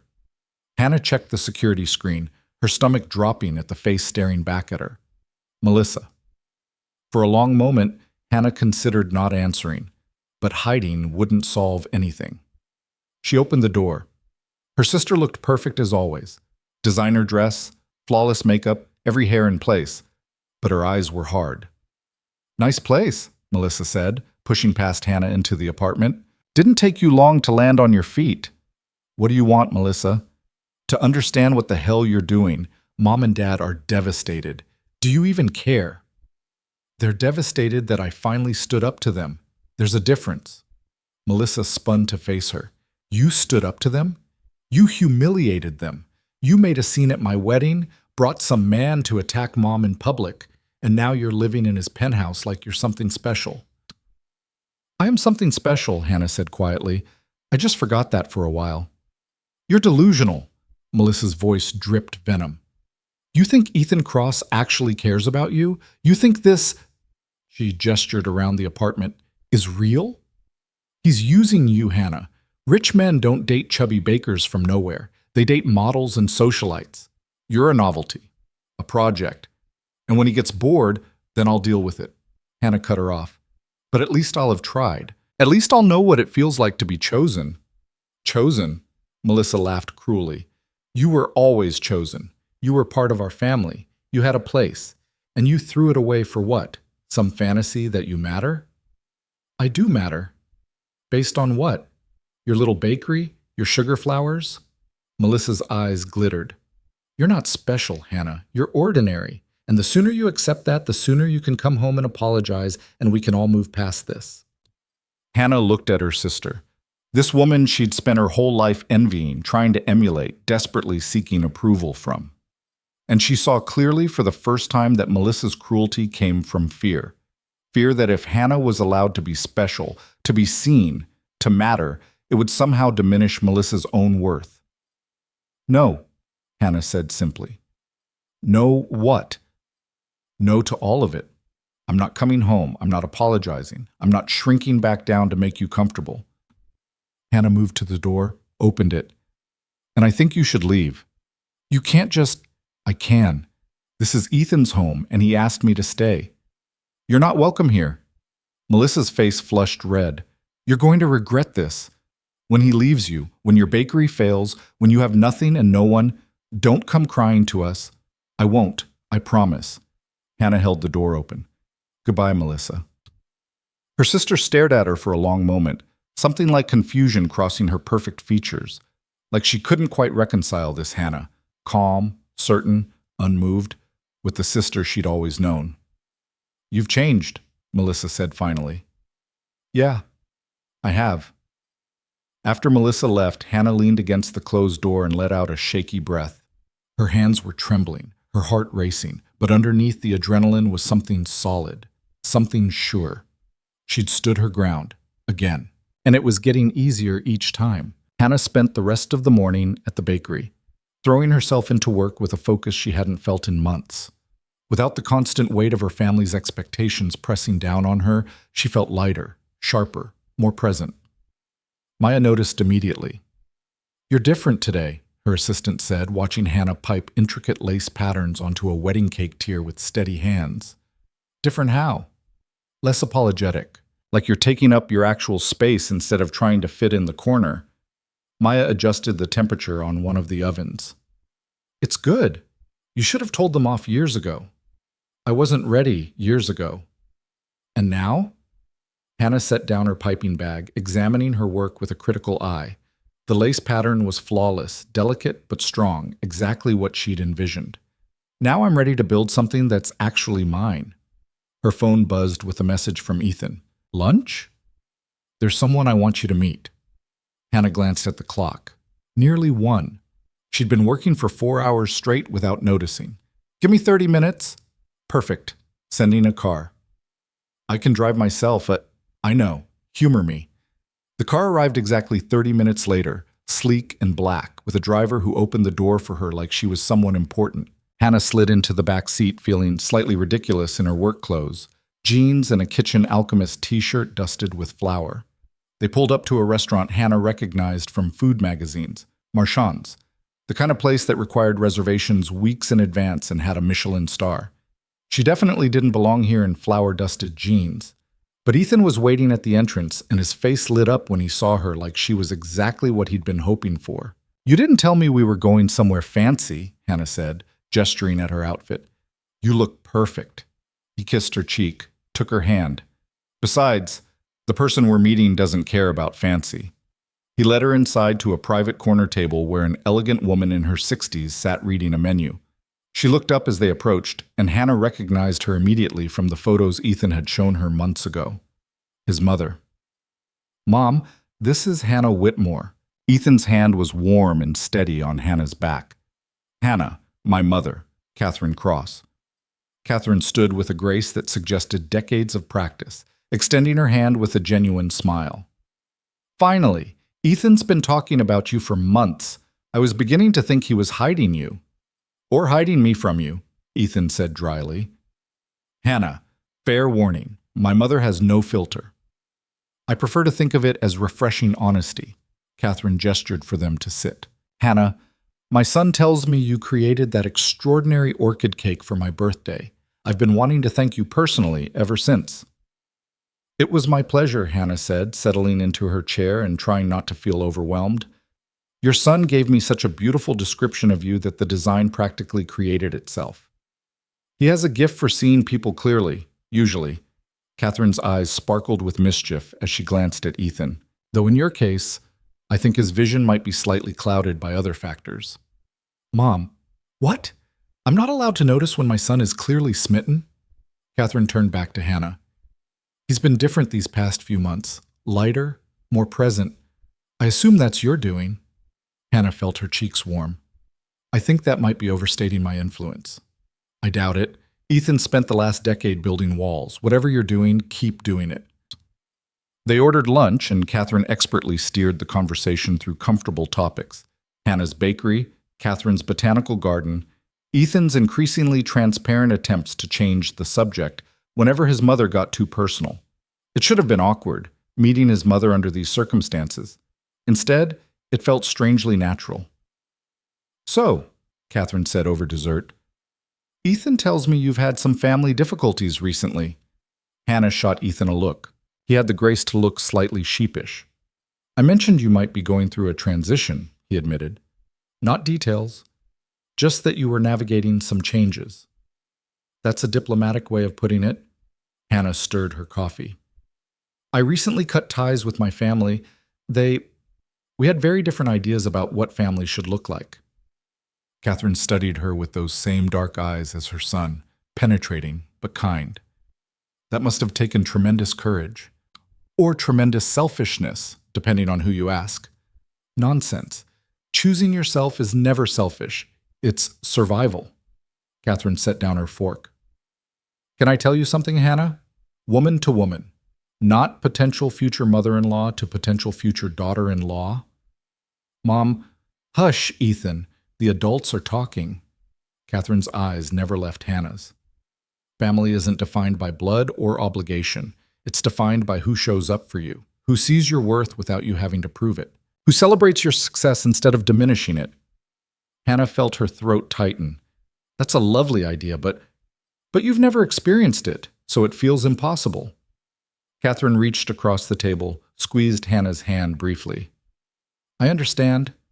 I grew up with parents who thought love was something you earned through perfection. It took me years to learn that real love isn't conditional.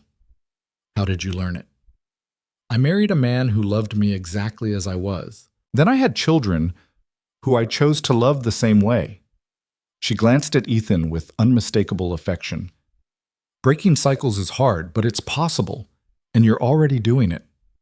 I'm not doing anything. I'm just trying to survive. Survival is doing something, especially when staying would have been easier. Catherine signaled for the check. Hannah, I'm going to give you some unsolicited advice. Are you ready? Do I have a choice? Not really. Here it is. Stop waiting for permission to take up space. Your family trained you to be small. You're not small. You're extraordinary. Start acting like it. The words landed like a benediction, a permission Hannah hadn't known she needed. She blinked back unexpected tears. Thank you, she managed. Don't thank me. Prove me right. Catherine stood, kissed Ethan's cheek. I have a garden club meeting. You two stay, finish your coffee. Hannah, I hope we'll see each other again soon, preferably at family dinner next Sunday. Ethan will text you details. She swept out with the same elegant confidence she'd arrived with, leaving Hannah slightly dazed. I'm sorry, Ethan said once his mother was gone. She can be a lot. She's wonderful. Hannah wiped her eyes. Did she just invite me to family dinner?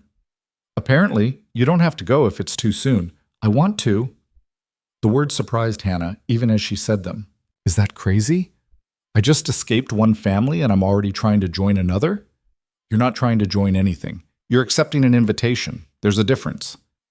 Ethan took her hand across the table. My family's not perfect. My brother can be intense, my sister asks too many questions, and family dinners usually involve at least one argument about politics or business. But they're real. They show up. And my mother's right.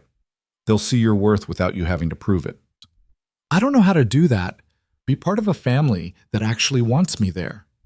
Then we'll figure it out together. He raised her hand to his lips, kissed her knuckles. One dinner at a time. That afternoon, Hannah met with Rebecca Carmichael at the gallery. Rebecca had transformed the private viewing room into a workspace, sketches and photographs covering every surface.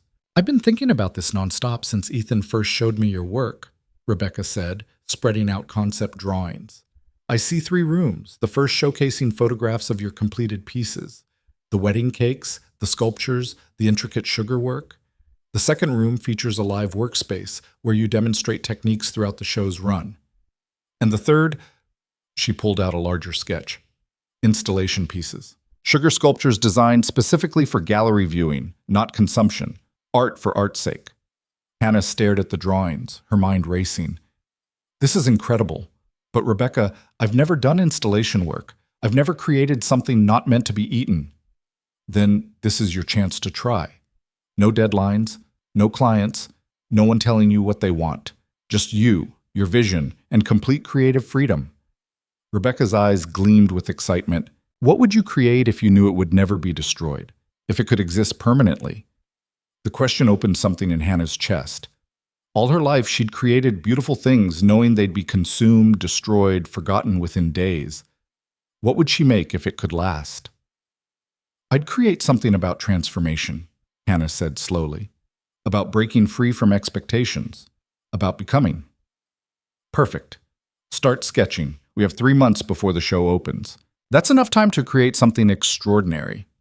They spent 2 hours planning, Hannah's initial hesitation dissolving into genuine excitement.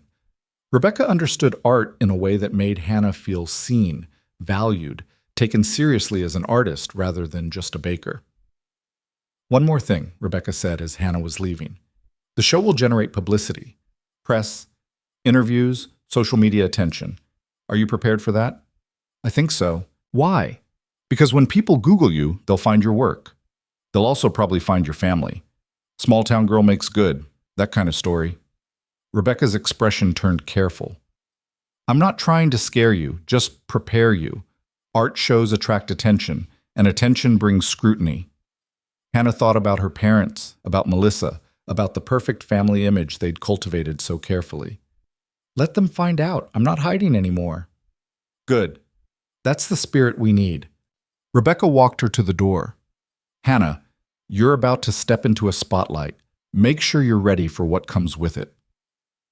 Driving back to Ethan's apartment, when had she started thinking of it that way? Hannah felt the weight of possibilities settling over her. A gallery show, family dinners with people who actually wanted her there, a relationship with a man who saw her worth without conditions.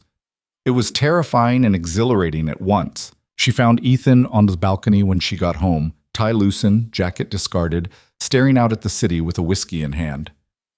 Rough day? She asked, sliding the door open. Long day. How was the meeting with Rebecca? Hannah moved to stand beside him, accepting the glass when he offered it. Inspiring.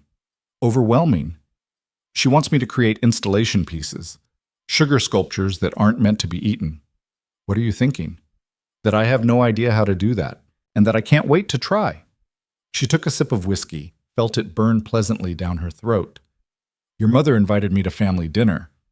I know, she texted me 17 times about it. Ethan smiled. Are you okay with that? I think so. It's just strange. A week ago I had a family that didn't want me. Now I'm being invited into one that does. You're not replacing one with the other, Hannah. You're just allowing yourself to be part of something healthier. They stood in comfortable silence, watching the sun set over the city. Hannah felt the warmth of the whiskey, the solid presence of Ethan beside her, the possibility of the future stretching out like an open road. Can I ask you something? She said finally. Always. When you said you were half in love with me, when does the other half happen? Ethan turned to face her fully, setting down his glass. When you choose me, when you're standing on your own foundation, not needing me for stability, and you look at me and decide I'm what you want anyway. That's a lot of pressure. It's not pressure, it's patience. He cupped her face gently. Hannah, I could tell you I love you right now. It would be true. But I want you to hear it when you believe you deserve it.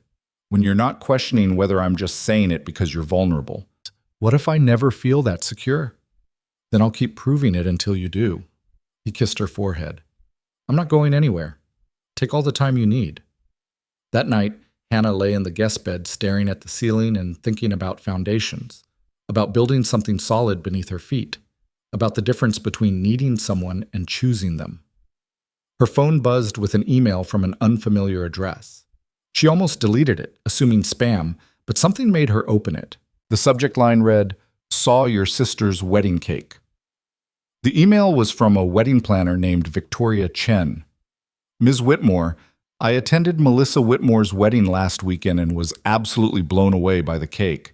The detail work was extraordinary, easily the most beautiful wedding cake I've seen in 15 years in this industry. I have 3 clients who would be perfect fits for your aesthetic. Would you be interested in discussing potential collaboration? Also, if you have any availability for consultations in the next month, I'd love to set up meetings. Best regards, Victoria. Hannah read it twice, then 3 times. Someone had seen her work, really seen it, and reached out. Not because of family obligation, not because of Ethan's connections, but because the work itself had spoken to them. She responded immediately. Victoria, I'd be very interested in discussing collaboration. Let me know your availability and we can set up a meeting. Thank you for reaching out. Hannah. The response came within minutes. Fantastic. Are you free tomorrow at 3 p.m.?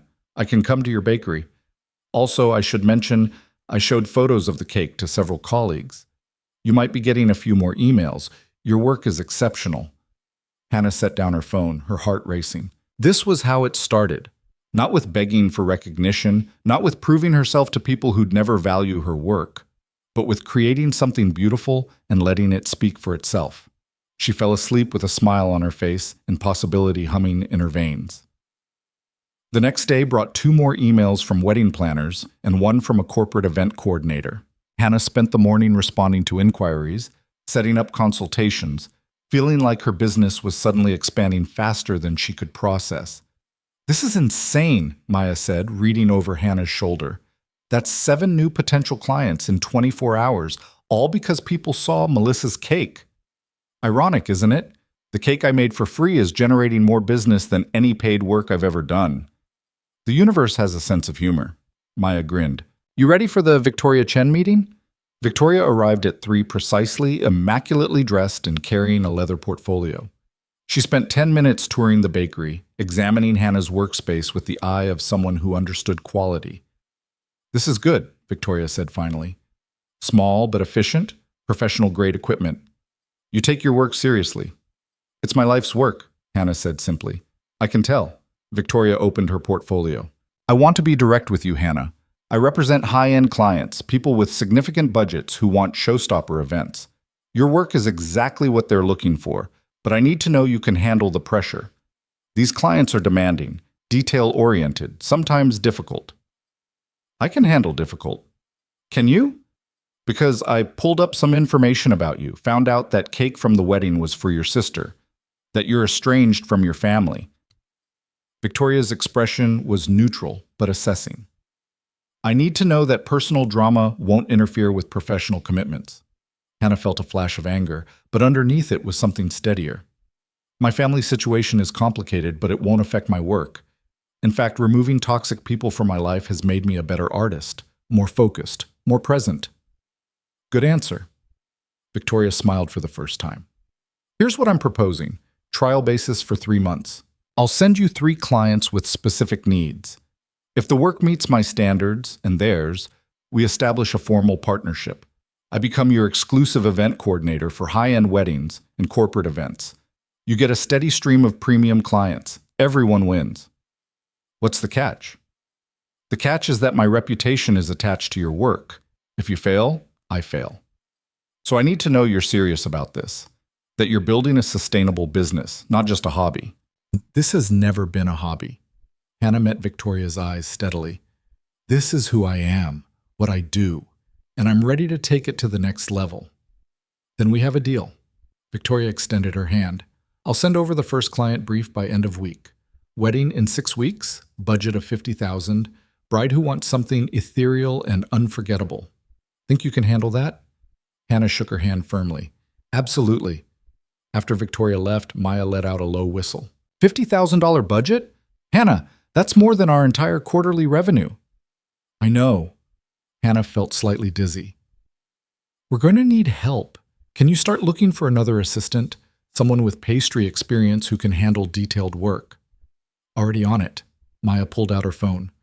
This is really happening, isn't it? You're actually building something huge. We're building something huge, Hannah corrected. I can't do this without you. Damn right you can't. Maya grinned. Okay, boss. Let's make you a household name. That evening, Hannah worked late at the bakery, sketching designs for the gallery installation pieces. She was so absorbed that she didn't hear Ethan arrive until he spoke.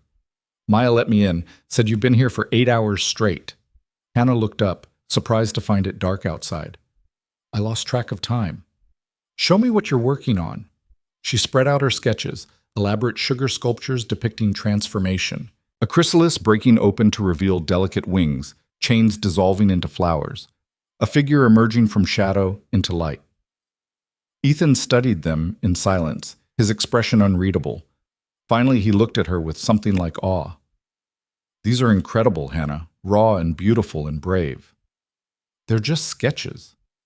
They're your story, breaking free from what held you back, becoming who you were always meant to be. He set down the sketches carefully. Can I tell you something? Anything. Watching you step into your power these past few days has been extraordinary. You're not hiding anymore, not apologizing for your talent. You're claiming space like you always should have. Hannah felt tears prick her eyes.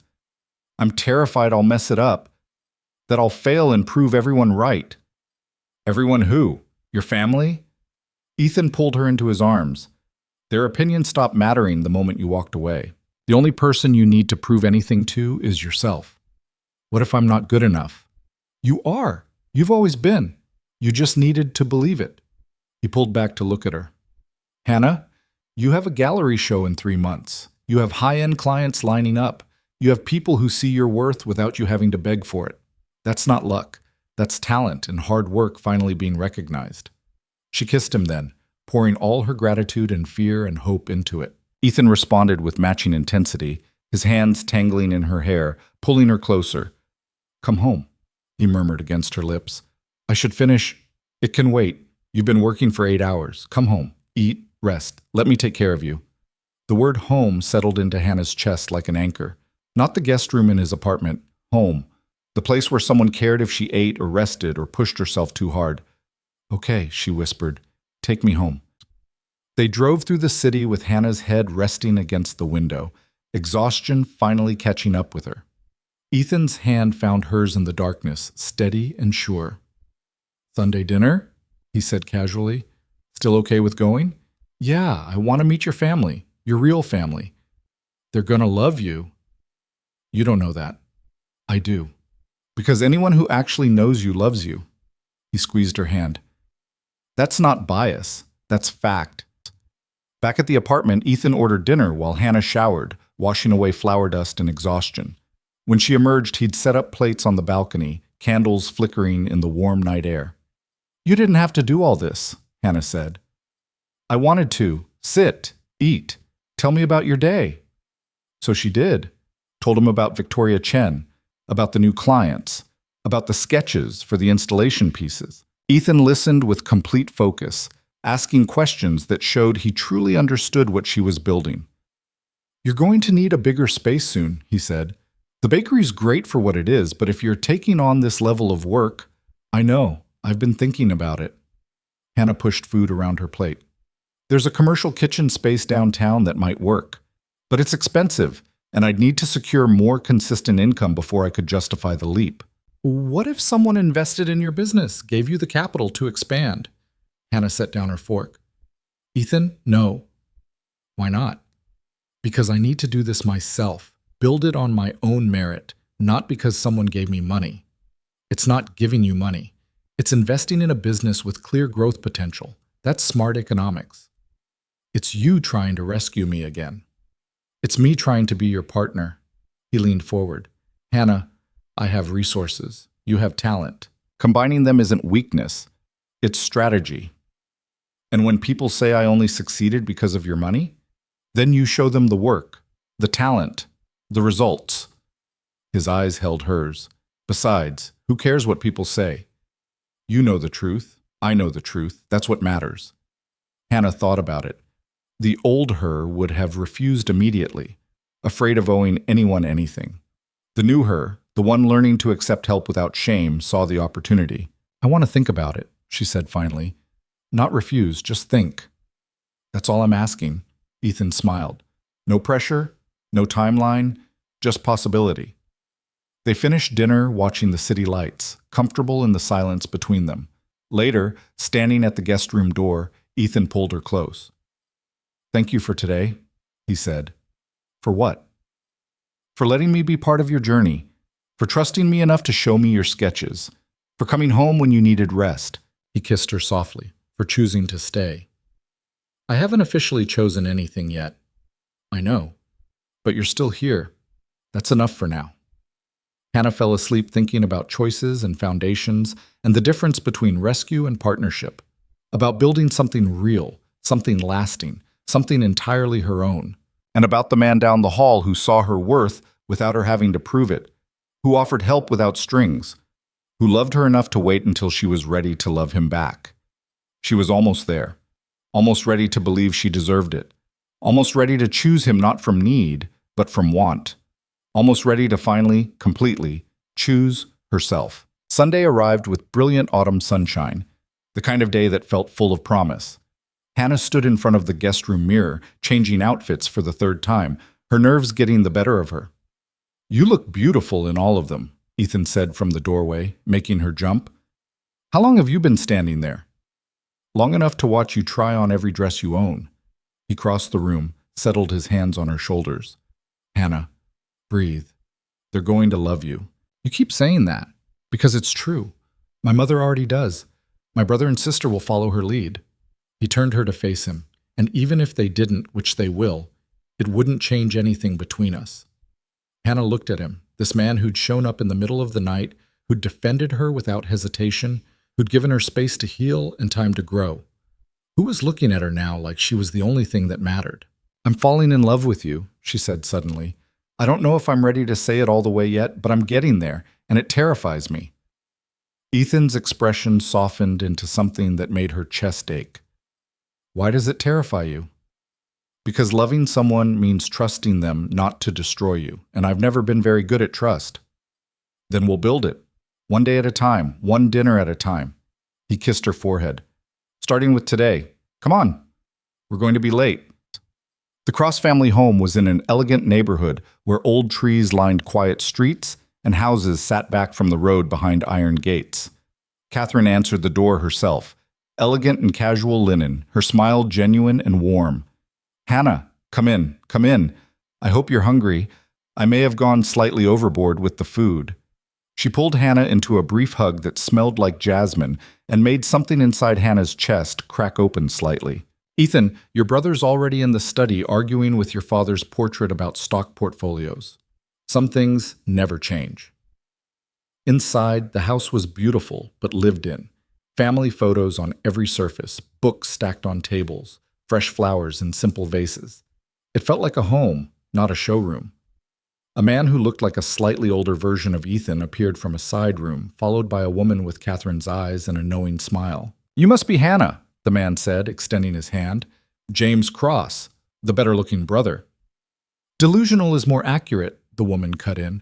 Rachel Cross, the sister who keeps these two humble. She studied Hannah with undisguised curiosity.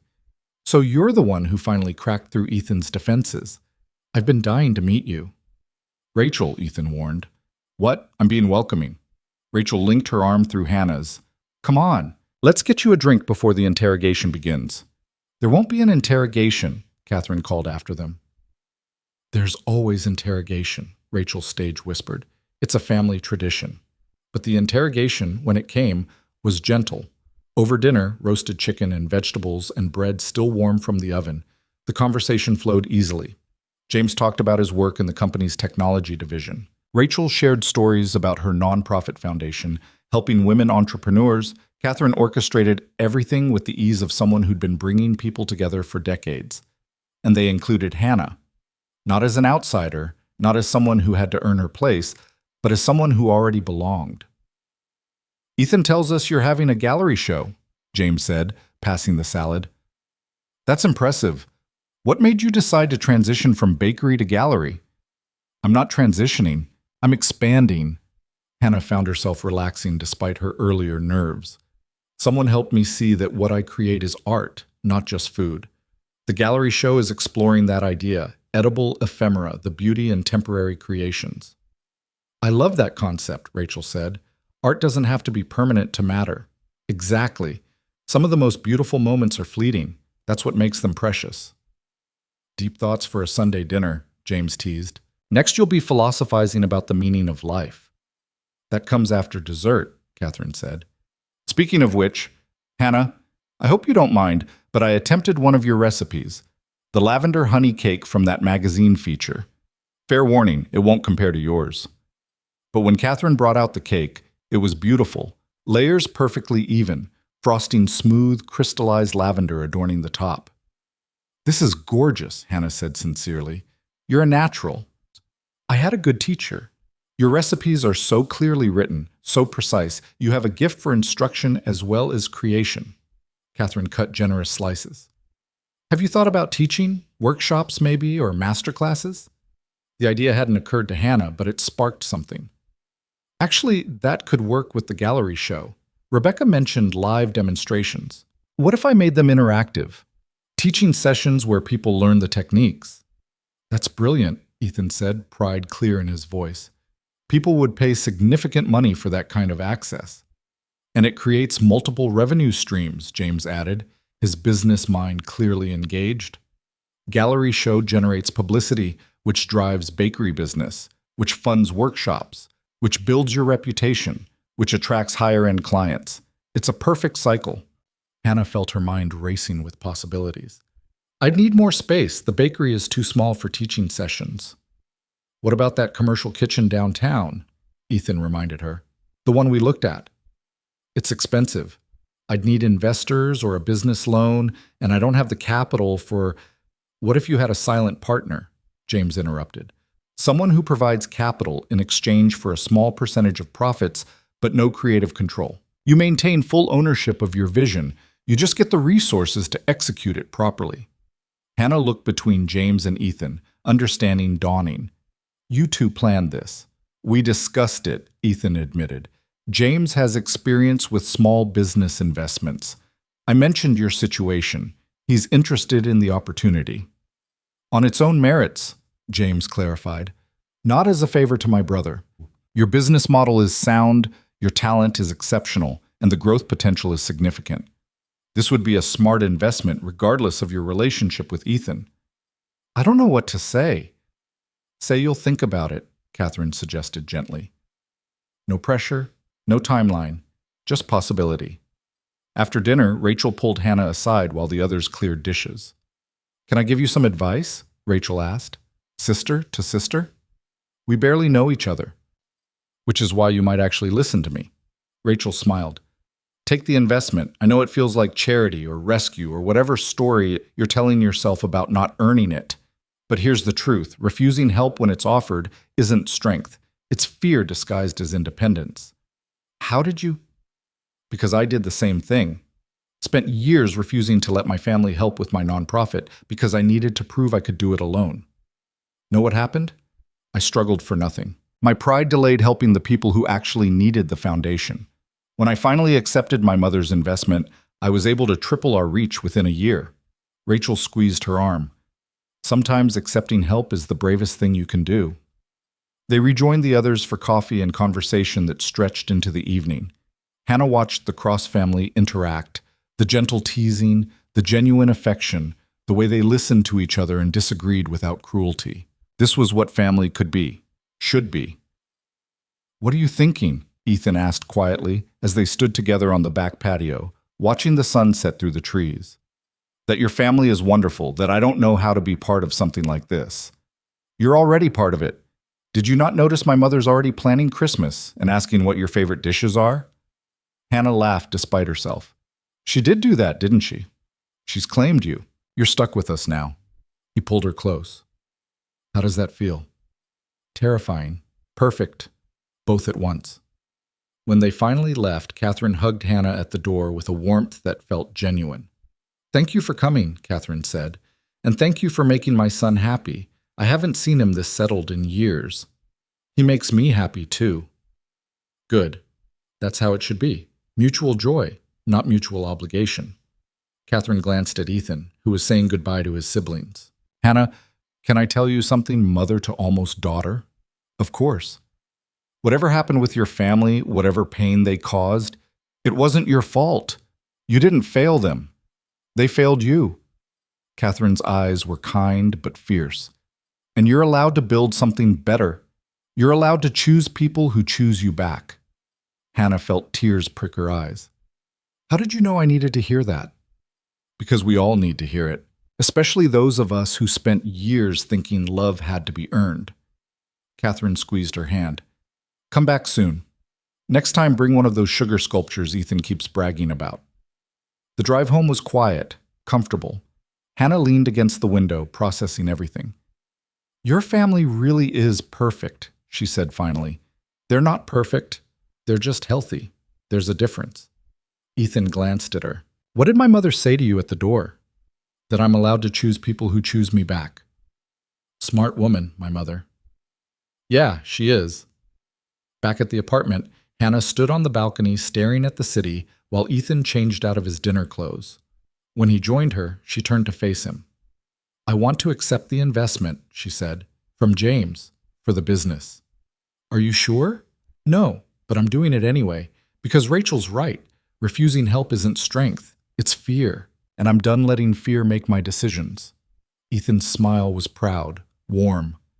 "This is huge, Hannah." "I know, I'm terrified, but I'm also excited. Really, genuinely excited about building something bigger than I imagined." She took his hands. "And I want to do something else." "What's that?" "Move out of the guest room." Ethan went very still. "Hannah, I'm not ready to move in officially. Not yet, but I want to look for my own place. Something that's mine, that I choose, that represents who I'm becoming." She met his eyes. "I need to prove to myself that I can stand on my own before I choose to stand beside you." "I understand." His voice was carefully neutral, but she could see the disappointment he was trying to hide. "But," she continued, "once I have that place, once I've built that foundation, I want you to be part of my life. Not because I need rescuing, because I want you there." "Are you saying, I'm saying I love you?" The words came easier than she'd expected. "I'm saying I choose you. Not from desperation or gratitude, but because you see me and I see you, and together we make each other better. I'm saying that once I find my own space, I'd like you to have a key. I'd like this to be real and mutual and built on solid ground." Ethan pulled her into his arms, holding her so tightly she could feel his heart racing. "I love you too. I've loved you since you asked about my mother's orchids. Since you looked at my corporate gala cake like it was a puzzle to solve instead of a paycheck to collect. Since you showed me what it means to see people instead of just using them." They kissed on the balcony with the city lights spreading below them like possibility, like promise, like everything they were building together. The next 3 months passed in a blur of purposeful chaos. Hannah found an apartment, a loft above a bookstore with high ceilings and huge windows, small but entirely hers.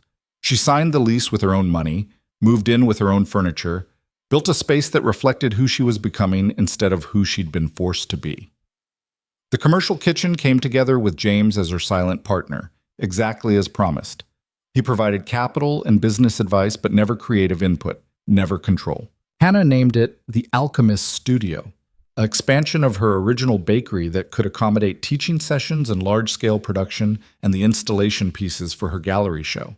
Victoria Chen's 3 trial clients became 6, then 12.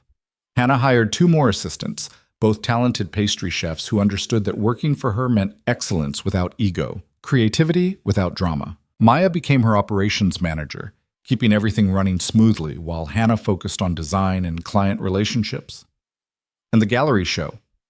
The installation pieces consumed her nights and weekends, Ethan often sitting nearby reading or working while she lost herself in sugar and structure and meaning. She created 5 major pieces, each one exploring transformation.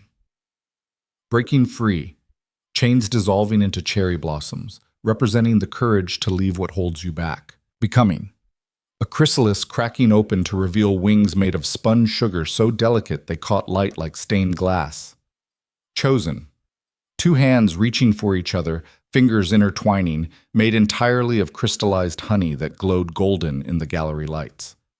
Rising, a phoenix emerging from flames crafted from red and orange sugarwork that seemed to actually flicker. Home, the final piece, a house made entirely of sugar windows, light shining from within, representing the family you build versus the one you're born into. Rebecca wept when she saw them. Hannah, these are extraordinary. You've created something that transcends medium. This isn't just sugarwork. This is fine art.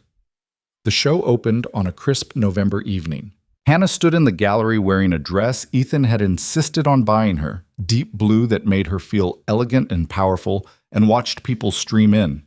Strangers examining her work with genuine interest, critics taking notes, photographers capturing every angle. And there, standing together near the entrance, were Catherine, James, and Rachel, Ethan's family. Her family now, in all the ways that mattered. They came, she said to Ethan, who stood beside her looking impossibly handsome in a dark suit. Of course they came. Family shows up. He squeezed her hand. Are you ready for this?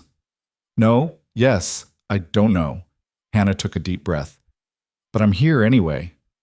The evening was a blur of conversations and champagne and watching people react to her work. A food critic called it the most innovative intersection of culinary arts and fine art in a decade. A gallery owner from New York asked about future shows. 3 different magazines requested interviews. But the moment that mattered most came near the end of the night when Hannah found herself standing alone in front of home, her final piece. It's beautiful. The voice made Hannah's entire body tense. She turned slowly, and there stood her mother. Patricia looked older somehow, smaller, not diminished by time, but by the absence of the power she'd always wielded over Hannah. What are you doing here? Hannah asked quietly. I saw the announcement in the paper, the photos of your work. Patricia stepped closer, studying the sugar house with its glowing windows. I didn't think you were serious. About the art. About building something real. I've always been serious. You just never bothered to look. No, I didn't.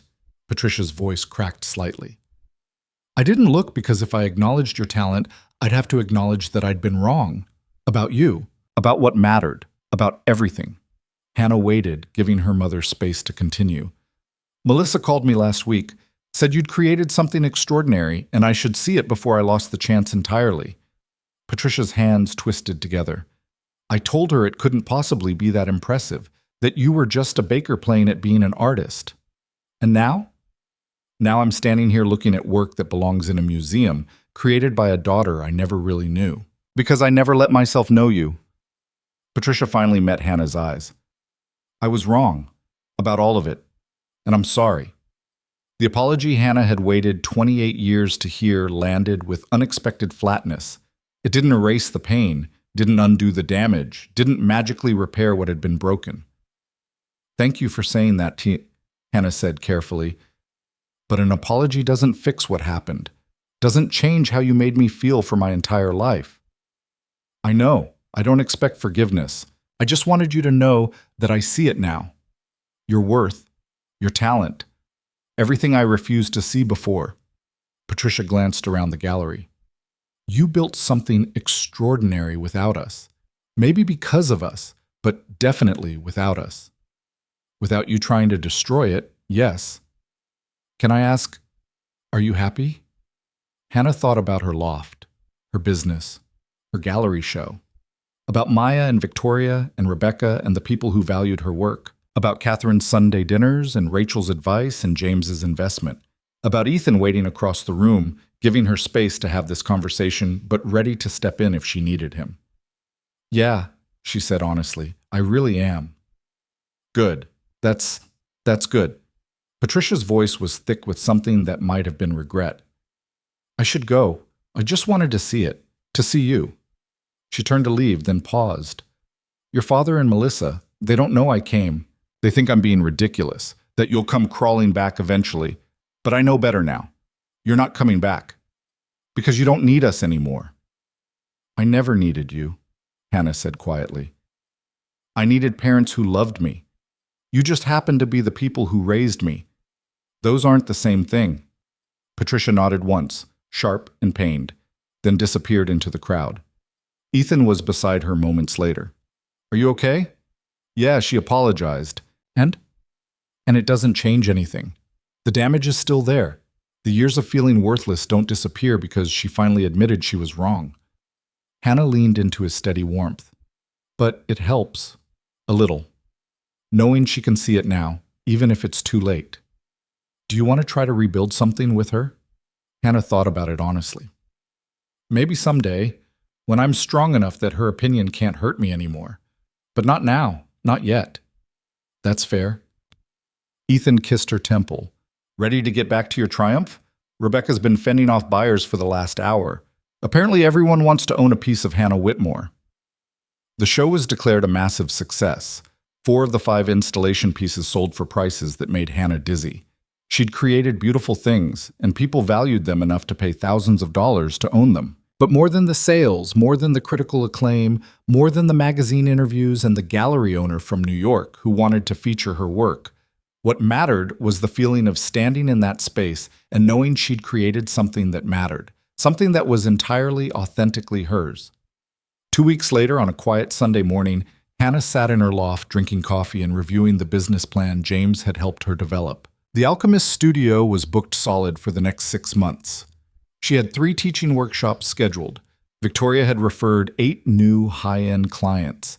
Everything was expanding faster than Hannah had imagined possible. A knock at the door interrupted her planning. She opened it to find Ethan holding a bag of bagels and 2 more coffees. I brought breakfast, he said, and a proposition.